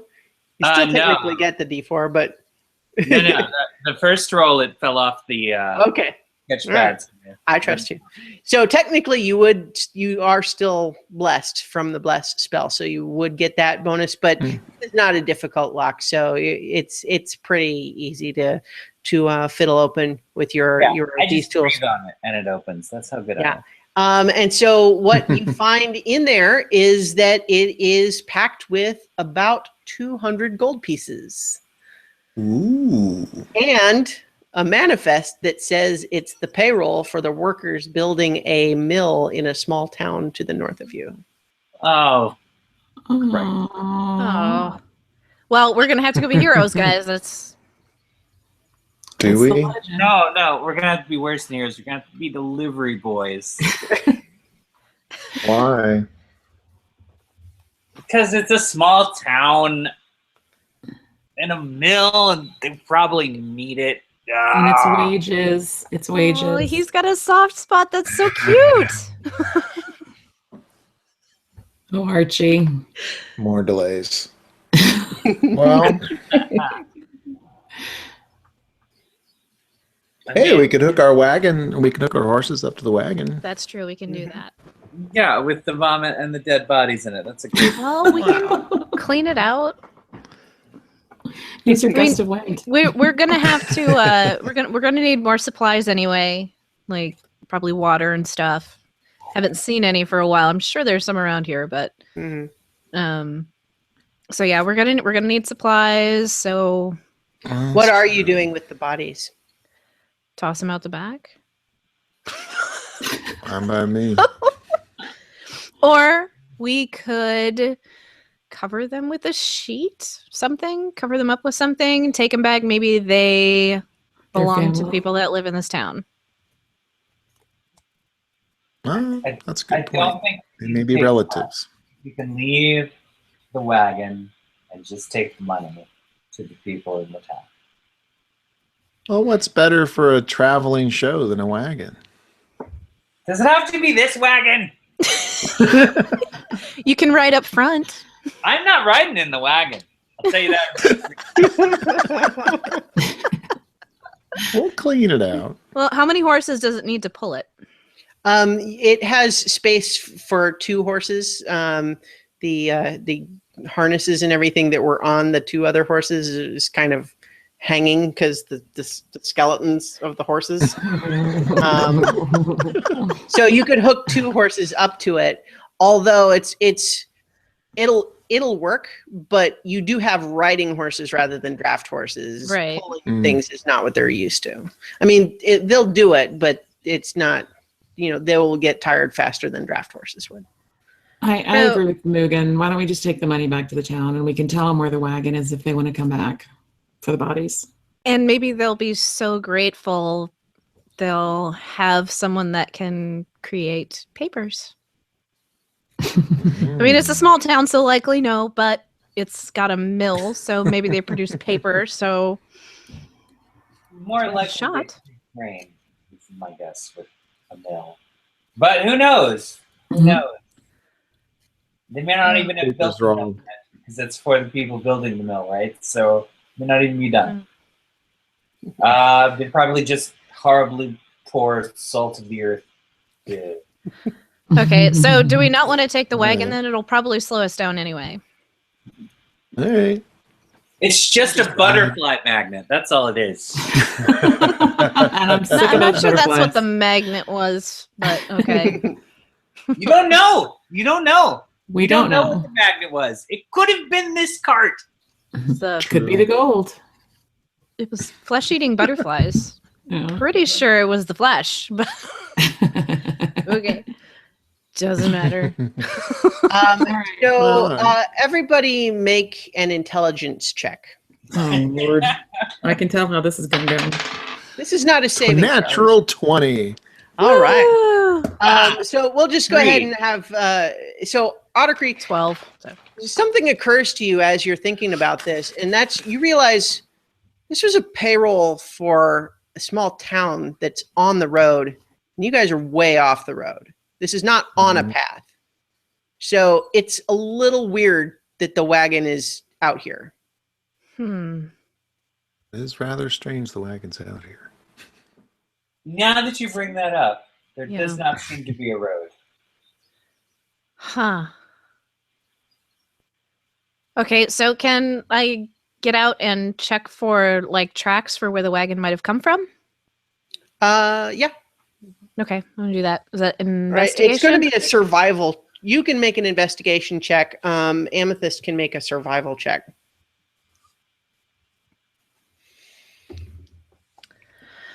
Uh, 16.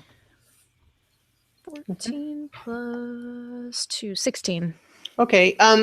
You both find some information, which is that the wagon was probably pulled over land. It seems like it probably came through this way no more than a couple of days ago. It's a little hard to tell because it's kind of pulling through the grass. You don't necessarily get a sense of so Which way was it pointed? it was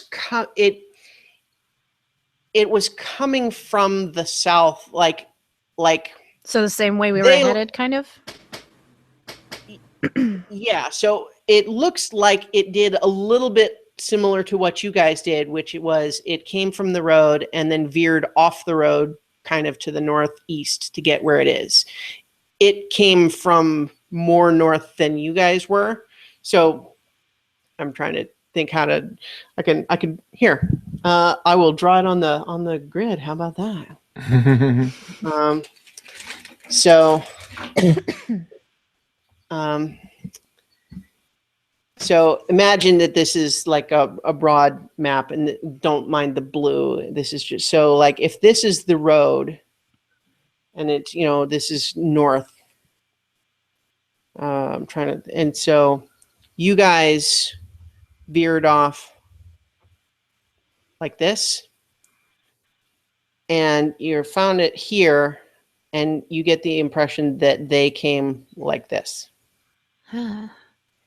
So that leads me to believe there's a checkpoint probably not too far from where they started going off the road, but they wouldn't have wanted to be seen. So, Why would humans care? well, obviously they were doing something they didn't want found out. Like stealing. Just a guess. Humans. Make a religion check, Nira. Oh, and I have proficiency. Sweet. Make it with advantage. Ooh, okay. So 15 and 8. So I'm going to take the 15 plus religion. That's intelligence. So 2 and 2. So 15 and 4, 19. Okay. You are pretty sure that while this area may have had a generally unfriendly to humans energy before, it was almost certainly, or rather, if these two people were trying to steal this money and hide out here with it to keep it for themselves, that is something that could have caused the spiritual energy to manifest as this devouring, greed. Aha. entity. You don't. It's not like you know it for a fact, but it's plausible based on what you know. Right. Okay. So guys, it's entirely possible this spirit was not happy with what these people were doing. So I think if we go and return the money, I think things will go back to normal here, which would probably make Amethyst very happy. Wouldn't complain, that's for sure. All right. Let's do it. All right. All right. So So leave the wagon. you do just for a geography bit, you guys do know that it's not on that big map that I gave you, but you guys know from having looked at the map before that the town is around about there, and Villa Nocta is still further north. So you guys are here. The town is about there, so it's up to you how you want to try to get to there if that's where you're headed. I think we're going to have to head back to the main road. Yeah. And there'll probably be a checkpoint up there, but a good distraction would be, hey, we found these guys doing this not great thing, and we would like to return this, and they might be willing to look the other way. Mm-hmm. Yeah, I say we make a beeline straight back to the road. All right. Shot. So the chest itself is too big to fit inside the bag of holding, but you could empty it out into the bag of holding if that's what you want. Yeah, let's do Let's that. do it. All right. Okay. So while you guys are in the process of doing that, all of a sudden, just out of the sky, you see this beautiful white swan just fly into the clearing near you and then kind of land on the ground kind of nearby and then kind of sort of waddle up to you. It's very graceful and majestic. And then it begins to speak in a voice speaking in common, saying, "Greetings, adventurers. Do not be alarmed. This swan does not truly speak. It is just a messenger carrying my words to you. Wait, how many?" And then the swan just stops, looking at you. What message? The swan's just looking at you.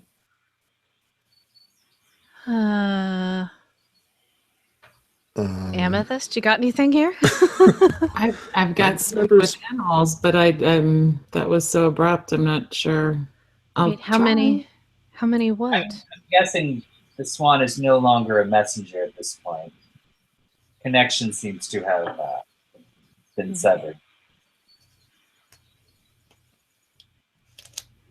You want to do a nature check, Amethyst? Yeah. Go ahead and roll. Uh-oh. I would also like to do a perception check. Go ahead and make an Arcana check, Arcana. Nira. Yeah. This is clearly interrupted by something. That's a 13 plus wisdom plus 3, so 16. Okay, and then did you make your nature check, Amethyst? Yeah, mine was 16 also. Okay. So your nature check, basically, you are not familiar with anything natural that would have produced what you just saw, because when you have done speak with animals before, you can tell that it's still an animal mind in there, right? It's usually like they're mostly concerned with food or mating or scared or whatever, but they don't speak like a person does, like this seemed to do.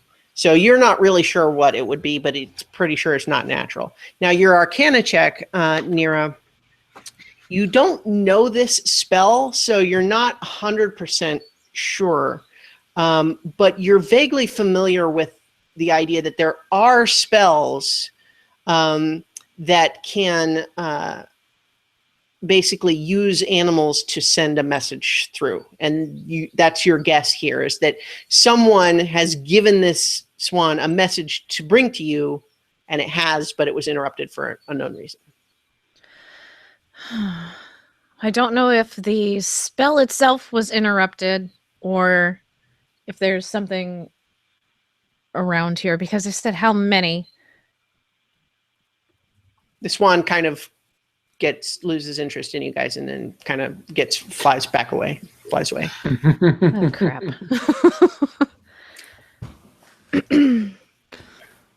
Well, Ghost mages, talking swans. What the hell? Murderously hungry All butterflies. another illusion.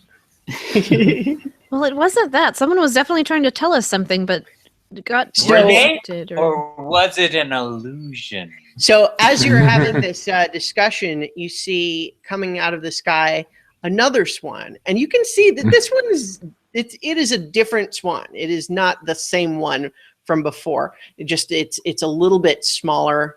It's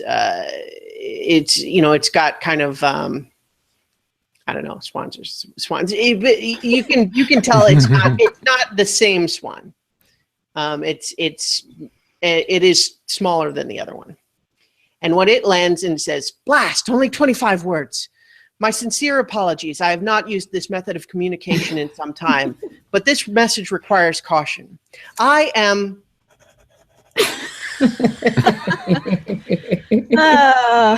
Okay, hopefully there's another one coming, guys. Hang tight. Look at the skies. Look at the skies. Yep, watch for it. Yeah. The second swan kind of flies away. Telegrams, man. 25 words. Interesting. All right. Hmm. I keep waiting, looking up at the sky. Anything? Nothing yet. Well, So any guesses who this might be? Recording through very limited swans. Well, Maybe clearly it's some not sort larger. of weird wizard, bird. possibly a druid. I don't know that I'm familiar with the spell, but it's not something I personally know how to do. So possibly a cleric, but What They use you the larger bird? Would they have more words? Or is it the other way around? Are they using too large a bird? And if they had like a no, the swan said they only get 25 words per bird per time that they cast the spell. per swan.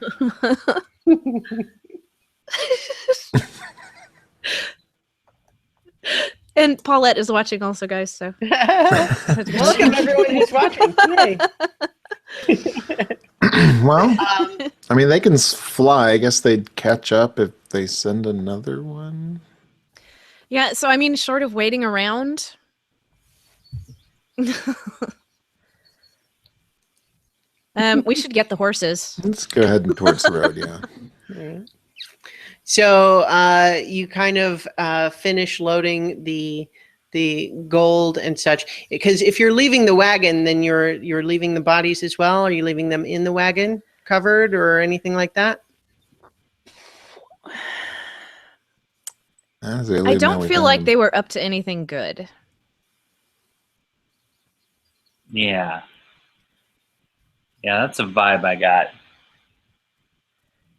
Because it was just the two human bodies, right? And so those would be the people that would bring it out here, unless the drivers ran away when they saw the butterflies. Mm.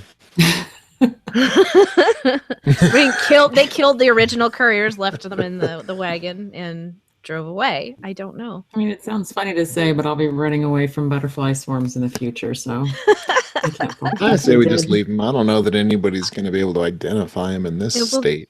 And we'll just tell them where we left it, and they can come back if it was somebody that was anybody cared about. But we should just go on. Right. Okay. So you finish loading up the gold, and you kind of go back and untether your horses where you left them, and getting ready to go.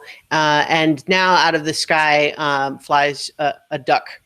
Affleck. Hopefully more words. There you go. Yes. And the duck lands and says, and you can hear the irritation in the voice. It's like, "I am Melicanth. Proceed to Villanocta with haste.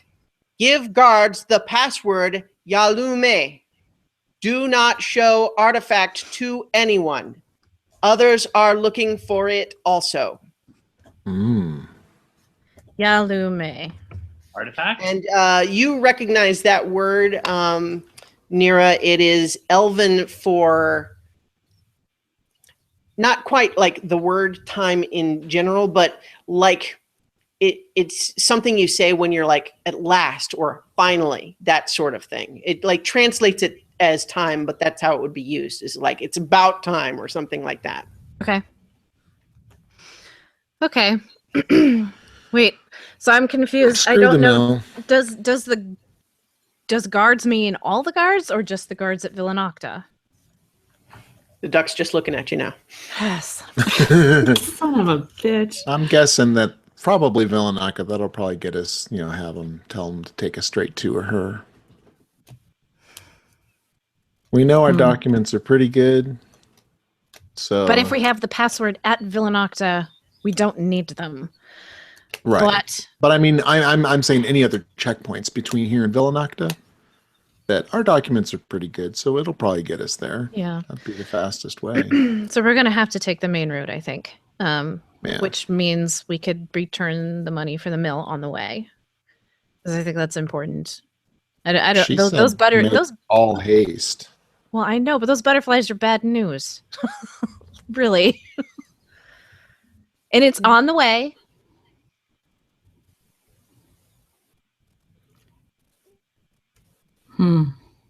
We'll see. It is on the way. We'll see as we get closer. We will try. Let's get back We'll to the make our road. best effort to return it. And if for some reason we can't, maybe we can leave it with the next guards. Oh yeah, that'll well, we will have at least tried. All right, let's go. Let's get back on the road.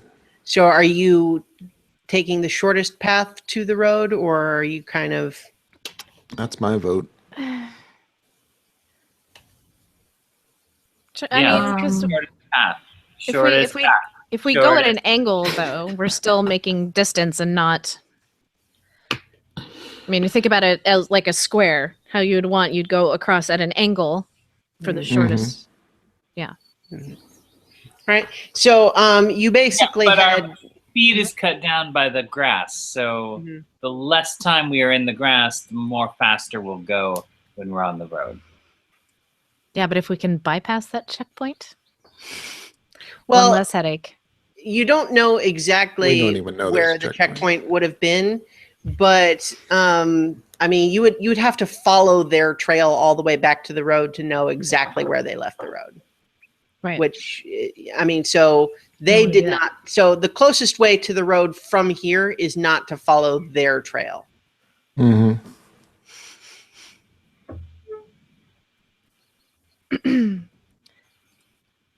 So if you're heading most direct to the road. Yeah. All right. So you're making your way through the surrounding area here is still kind of depleted in its energy. So it's not like recovering and turning green again right away or anything like that. So you're still making your way through that for a little bit, but then gradually as you leave that this area that was affected by the spirit, the tall grass resumes. And you're making your way through, and you see pretty close to your current path. There's you see a pond ahead of you that looks relatively clear. All right. Well, we need water. Horses could probably use water. Yeah. Do we want to do quick nature and survival checks? Make sure it's okay to drink? I have purify food and drink that I can cast as well. Nice. Yeah. Will it work on an entire pond? Well, we're not going to drink the entire pond, so we don't need to bless the entire pond or purify the entire pond. Did you want us to do a nature check? Go ahead and make a nature check. I'm just kind of leery of like spirits and stuff now. There's no telling. Sorry, guys, I rolled a 7. I got 7 total. Okay. You do know that, I mean, the whole point of the purify, food and drink spell is generally like it does serve sort of two purposes. Like one, if something is just fouled in a mundane way, like the water is dirty or, polluted or something like that, it can make it drinkable or edible and, and so on. But it's also the same spell can be used for like magical, like if there's magical problems with the water.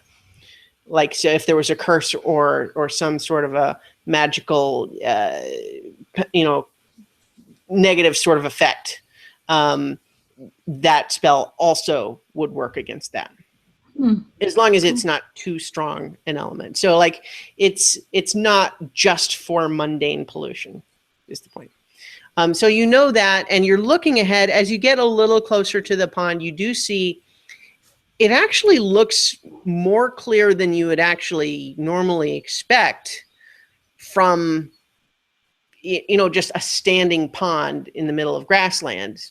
You'd usually expect it to have like more, some algae but it looks kind of pretty clear. Well, that's not suspicious. No, not at all. Everyone make an investigation check. 6. What the hell is up with my dice tonight? What? Oh. We're rolling twinsies. I gotta Yeah. roll a 6. Mugen spots that to one side of the pond, there is a small stone shrine that looks like it's been neglected for a while. Oh. Can we go dust it Like off or something? it's kind of overgrown and. Well, Do your religion thing on it. clearing away some weeds. Who is it? Who's it? Is it someone we know? Is it a friend? An enemy? What do we see? Well, I'm gonna go. What is it, Nira? I'll go check it out and get Yeah. rid of some of the weeds. Some Now water that spirit.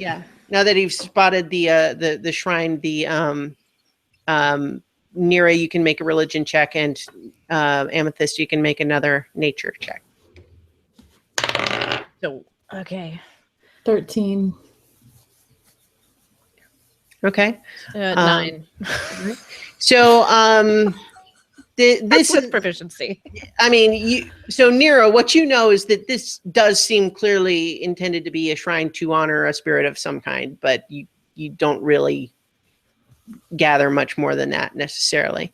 You don't recognize the specific design or whatever. So with the 13, you definitely notice like this shrine does not look like it's been well maintained, or there's not been any offerings made to it recently, and you do kind of sense there's a little bit of maybe slight resentment in the energy in this area.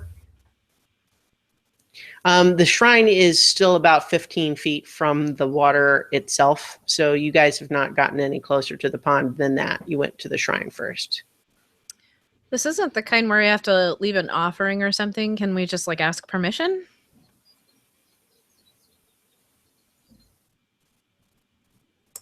Yeah.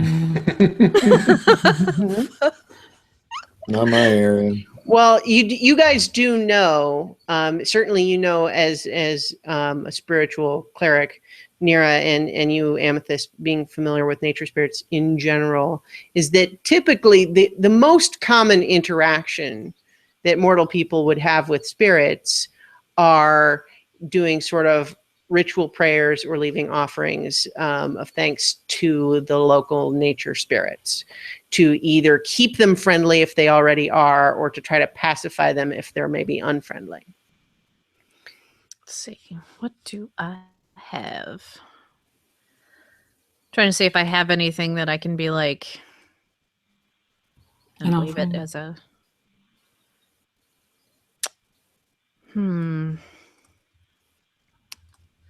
stupid PDF. I hate this thing. So what would the offering be like? Would it be gold? Would it be something natural? Well, it's different for every spirit. Yeah. Different spirits like different things, but you could attempt to talk to it if you want and try to, to speak with it and see what sort of thing it would want, that sort of thing. Like, I mean, you could attempt to contact it rather than just going straight to an offering. Like you could, kind of pray to it or that sort of thing. Okay, I guess I'll Yeah. try. Are you sure you want to do it, Nira? No, I'm not. But if it's just to contact, just to speak with it, I feel like that's not I'm not giving it anything. You Just reaching certainly Nira is familiar with many of the types of rituals used to contact spirits and that sort of thing. I mean, that's part of her training. Right. I just don't want her to get yelled at again. She didn't take it well the first time. Yeah, I think we're way beyond that now. Okay, so I'm gonna do that. I'm going to take a moment and try to contact the spirit. Okay. What do you say? Right on, sister. Oh Lord, I don't know. Nero would know. I have no idea. You are Nira. So I'm going to sit quietly for a moment and kind of center myself, I guess, a little bit. Words. Kind of You out can of give me the words. gist of it if you want. Okay, just basically, we come in peace, and we would like to ask permission to use some of the water. Is the gist. I don't know. Check yes or no. But So like more elfy and magical. Sure. So as you're kind of speaking, you kind of know that it's often not so much the words themselves as much as kind of the meaning of it. The words are sort of the way that you sort of focus the mindset, and that's really what's being responded to usually. And so as you all see as you're kind of speaking, that sort of a mound of starts rising up from the surface, and you realize that it's just looks like it's just the water kind of rising up to kind of just be a shape, and it's not a humanoid shape. It's almost more like maybe like almost like a snake, but not quite. It's kind of like a fish snake, like an eel, I guess. Or a seahorse. It's not. It doesn't resemble any specific animal, but it kind of has a face and a shape, but not humanoid. More like a sea creature, but it looks like it's made of water. It's not a creature that has come up from the surface. It's the water itself. It looks like, and it doesn't speak, but it kind of looks you over a little bit, and then kind of looks at its shrine, and you feel the wind kind of gusting around the shrine. It's a gentle gust, but you see that it seems to have blown, like the grass that's grown up around the shrine. It kind of blows that a little bit, and then you see the spirit just kind of hang its head. Oh, that's sad. Well, All right. we need to spruce up the shrine a little bit, and I think it'll be happy. We can do that. All right, Get my sword. start pulling weeds. Cut down some grass. Pull some weeds. Dust it off. Oh, I see. This is fine. This is an okay use of our time. But Are you thirsty? Do you want to drown? Do you want to drown? No, do you want to drown? I'm talking to Clyde here. I'm talking to Clyde. We can get a drink and get out of here faster. That's all I'm thinking about. All right, so yeah, it doesn't take that long, but with kind of a reverential attitude to it, you do, pull up the weeds and kind of clear the taller grass away from it to kind of expose it, kind of brush off some of the dust and grit that's just kind of been blown onto it by the wind over time. And it's looking a lot more presentational now. Like it looks nicer, like it's been cleaned up, but like it doesn't look like fancy or anything. It's still just pretty much just a simple stone shrine. And then you see the water, snake thing has kind of watched as you did it, and it kind of looks closer, and it sort of extends like a little sort of pseudopod over to like the top of it, like where an offering might be placed, and sort of pats it.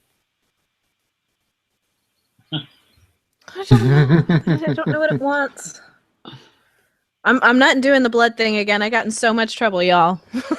It seems it's make an insight check. Just like, Anyone what do who we want wants to do? to. Like spit on it? I Yeah. don't. 7. 18. 3, 2. Okay. So 18. Yeah. All right. Quit copying off my dice.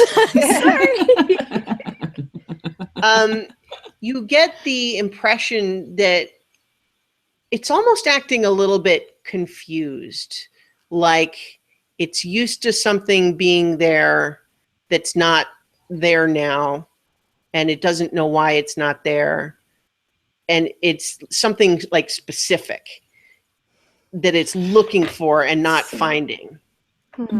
So we need to look around and see what part of falls it over missing, there. maybe part of the shrine, like a little bowl. Yeah, maybe so. Make an investigation check, everyone. Yeah, walk around. 10. 4. God, y'all. 13. 15. Right. Mugen spots it that kind of over. It's actually stuck in the mud near the water's edge. It's kind of you can see sort of a stone that doesn't look like an ordinary like stone that would belong there. Kind of half stuck in the mud. Like it maybe could have rolled there after falling off the shrine, and then gotten stuck in the mud. But you kind of spot it there, but it's also like really just at the water's edge.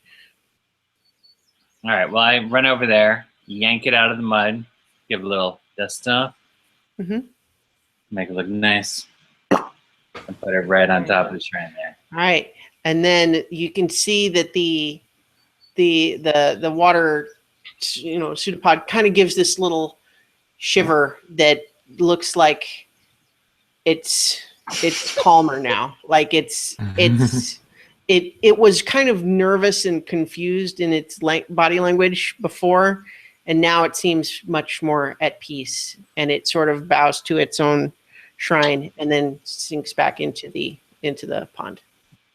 All right. Okay, think we're good. Fill up the water skeins, get the horses in here. We're good. And as you guys each, do you each drink a little bit of the water now, or? I want to Yeah, purify it first anyways. Okay, yeah. Go ahead and cast your spell. Spit insult. All right. I think that one can be done as a ritual. Are you spending the 10 minutes to do it as a ritual, or are you using yours? Basically, just telling the spirit your shit's dirty. We're gonna have to clean it. Okay. You know what? Everybody take a drink. I need purifying shit for these people. Good luck, guys. Hope you don't get the poops. I'll fill my water skin, take a big drink. I'm immune to disease. Why not? Yep. As you cast this spell, it took a little bit to prepare the ritual, but when you do, you see a ripple go all the way across the pond, like there was a gust of wind, but you felt no wind, and then a new shape kind of comes up out of the water, and it's like the snake thing from before, but now it's in more of a humanoid shape with a more obvious body language, and it still doesn't speak, but it kind of gives you one of sort of a clasped hands and sort of a bow to you, and then gives sort of the gesture of, and sinks back in, and now you sense that there's something slight, like you all feel there's kind of an energy to this place now that wasn't there before. Look at us, heroes of legend, just going around fixing stuff.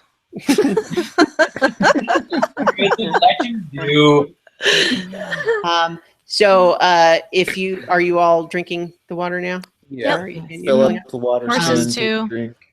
And you actually, as you each drink the water, you just in a subtle way, everything just feels like a little sharper, a little clearer. You just feel a little stronger, and mechanically, you get +2 to all ability checks for 24 hours. Ooh. Nice. So you guys keep track of that because I can't remember. Yep. You said a +2 ability checks. Yeah. Mhm. And you notice now too that the shrine itself almost seems to be glowing a little bit. Yay. And you said it was a waste of time, Megan. All right. All right. That was Going? hero-y of us. Let's get going. All right. So after refilling your water skins, letting the horses drink, the horses seem in really good spirits now too. It's hard to understand exactly how they would perceive what they're feeling, but they seem very, fresh and ready to go. Prancing ponies. Feeling their oats. Yeah. And so you head, continue to head. You're heading west towards the road, and it's probably early afternoon, like maybe 2-3 o'clock right now. And pretty soon you kind of emerge from the grass, and you see that you have returned to the road. All Yay. right. All right. Make some time. All right, you're headed north. Are we picking up the pace a little bit? I mean, we don't want to tire out the horses, but They're feeling good. So as you head north, and you definitely, like, now that you've sort of had the comparison again, it's much easier going on the road. You just it's kind of just a straight shot. You're not having to push through the grass. The horses seem much happier with this. And so you're making your way up the road. You're making pretty good time.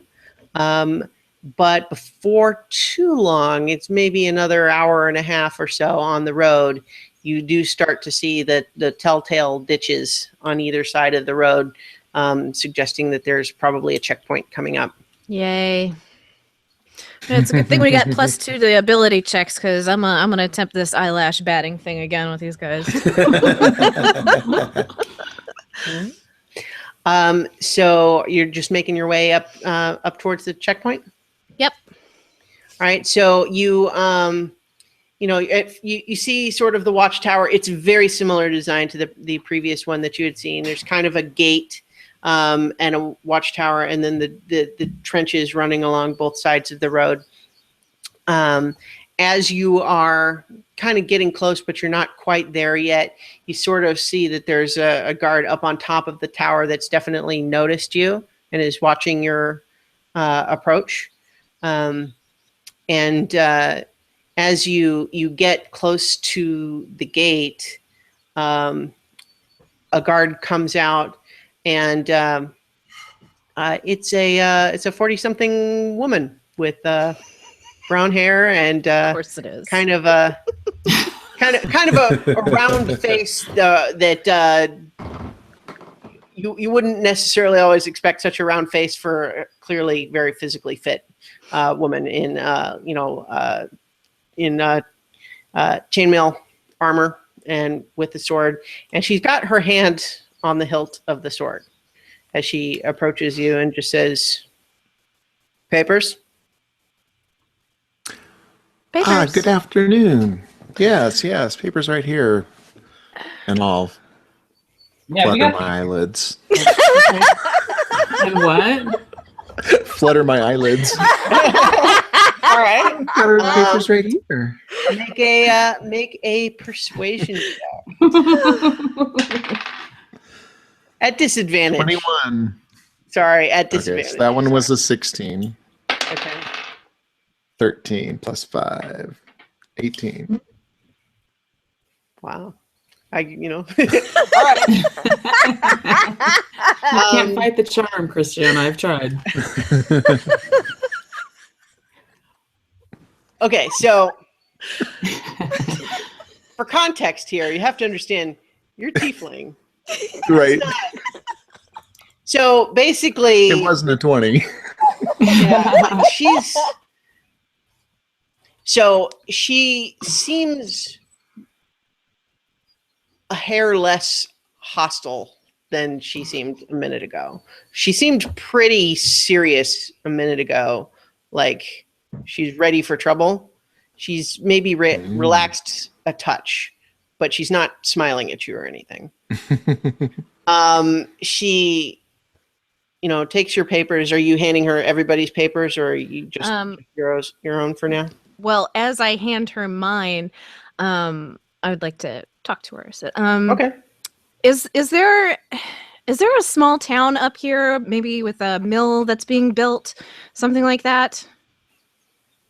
Yeah. I mean, just a few miles north of here, the road goes through Durania. I don't know about a mill specifically. Well, a few miles back, we found a wagon with some bodies in it. Some monster, I think, was after them. I could draw you a map, let you know where it is. But they had some money and the payroll documents for this town, and we wanted to return it. So if it was on our way. All right. Can you show me this this money and this note you're saying? Well, we can show you the documents that we found with it. I mean, not that I don't trust the loyal guards. I would just feel better about handing it over myself. Mugen is paw palming at this point. Trying. She looks like she's very good at her job. Why don't we start with this letter, this document? Okay. So is that in the bag of holding? Yeah, I think we put everything in there. Yeah, I think we put it all in, so I'll reach in and take it out and her eyes go hand wide it to Mira, seeing you reach into this magical bag. Oh, it's just a bag, though, right? I mean, isn't it just a bag unless I pull something strangely large out of it? Yeah, but you kind of, I mean, push around. Jingle, jingle, jingle. See, the nature of this bag is that it doesn't just automatically have the thing you need right at the top. You kind of have to rummage. Oh, and there's vials and all kinds. But it was the last thing we put in there, so yeah. But it still has to go shoulder deep. The point is, she's observant. She noticed there's something not normal about the bag. That's you. Her eyes went a little wide when she saw you fiddling with the bag. She doesn't say anything else though. But she takes it and looks down at you, Mugen. Papers. With a nice. So she kind of just holds the papers folded in one hand while she looks at this payroll document, and her face kind of darkens a little bit, like she kind of wasn't sure what you guys were talking about before, but seeing this is like, this is clearly official. And she's kind of just saying, all right, thank you. It goes a long way that you brought this out, but this is official business. And as much as I'm sure you all would like to be the big heroes and bring back the money, I think you'd better leave that to official business. So please. Can I use, because I have my, as she's talking, the magic truth ring? Okay.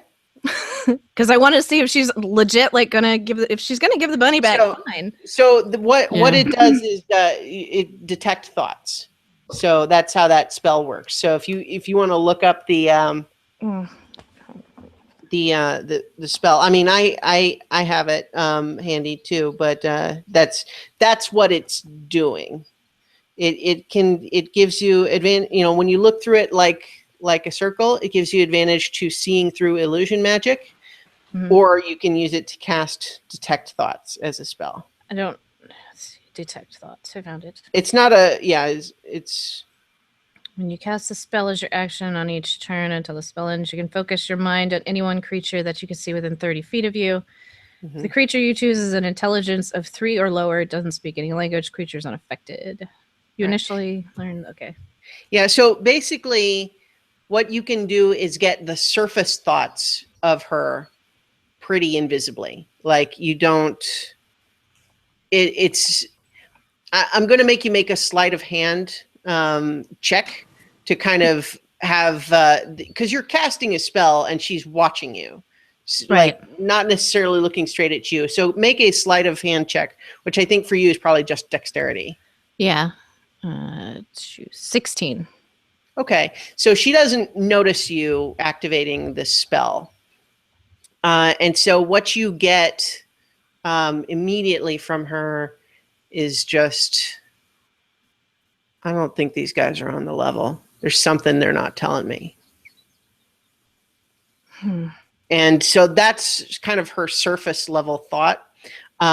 If you wanted to probe deeper, she will know that you're doing something.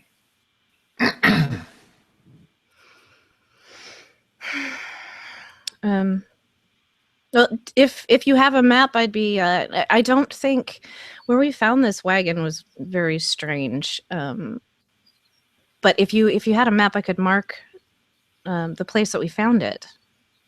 And she kind of calls inside, and 2 more guards come out. One of them with a map. They are both in similar armor, and they kind of stand out, watching, kind of arms folded. But she holds out the map, and if you kind of indicate on the map, yeah, I'm just gonna right in this area. So she kind of watches you and sort of nods, and then just says, "So what were you all doing out there all that way?" Oh, we were camping. It's and we went on our way because we don't obviously not going to camp right on the main road, so we'd gone over to camp for the night and came across this wagon, and it was, I'm going to tell you, it's not pretty. It looks like things had been eaten. It's It's pretty dangerous out there. Oh, we know that now. Look at us. Look at him. We do. I mean, look at the big guy here. We're sticking to the road from now on. You sure you weren't trying to avoid checkpoints? Well, no, we're here. Yeah, we've got our papers. If we were trying to avoid checkpoints, we probably would not be at a checkpoint right now talking to you about how you think we're trying to avoid checkpoints. She kind of make a persuasion check, Mugen. With pleasure.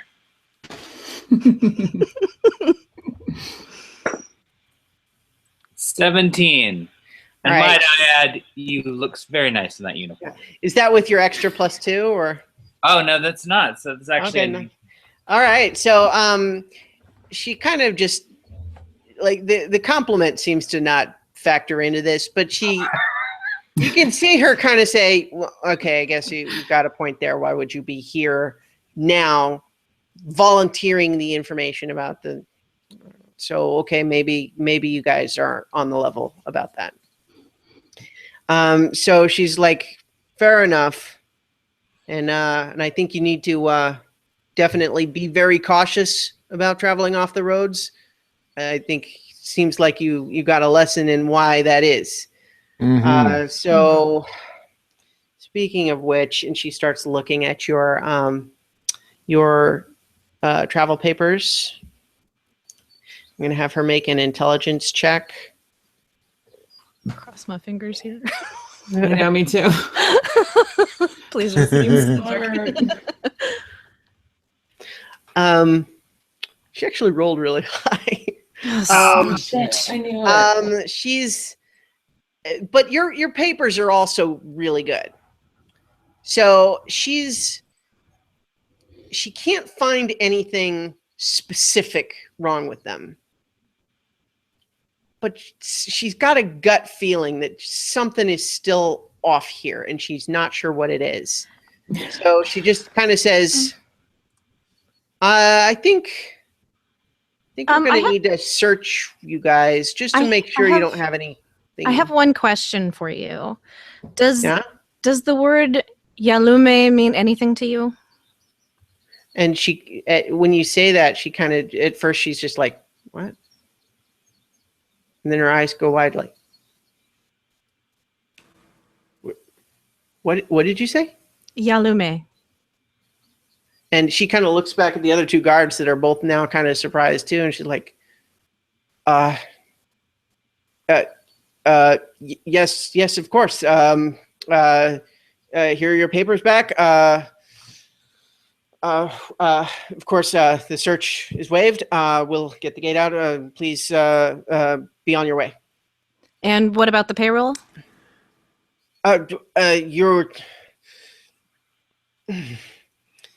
You're delivering it back to them, right? Of course. All right. Then that's fine. It's fine. Just be on your way. How far is it? The Yalume or the town Durania is about 15 miles that way. It's right on the road. You if you stay on the road, you'll pass right through it. All right. Well, thank you very much for your time. I appreciate it. We appreciate it. You definitely see that they're all pretty agitated. Like they're letting you through, but this is not like happy to see you letting through. This is like they're almost scared of you. Cool. We're gonna need those payroll documents too, so we can. Of course. And she gives everything back, and she just basically gives you guys a wide berth as they pull the gate off the road. And Thank we're you. off. Good day to you. It's a good day. I didn't think that was going to work. That's awesome. Yeah. All right, good to know. All right. Yeah. So maybe we lead with that next time. Yeah, probably. Checkpoint. Yeah, I think it's probably that's a good point to draw us for a close this time. All right. Go team. Right. Good job, you guys. So the I'm gonna have to add up all your XP for that. I can let's see. You had 325 coming to you from the experience last time. And then this time, the fighting the swarm of butterflies was... I can't wait to put it on my resume. That's a bad. net. That is going to give you each 275 XP for that encounter. 500. Yeah. And then how much for the... You said 27, right? So now we're at 25? Yeah. Right. And then for the encounter at the pond, you get another 100 each for that. Oh, so close. It would have been more if you fought it, but no. I'm kidding.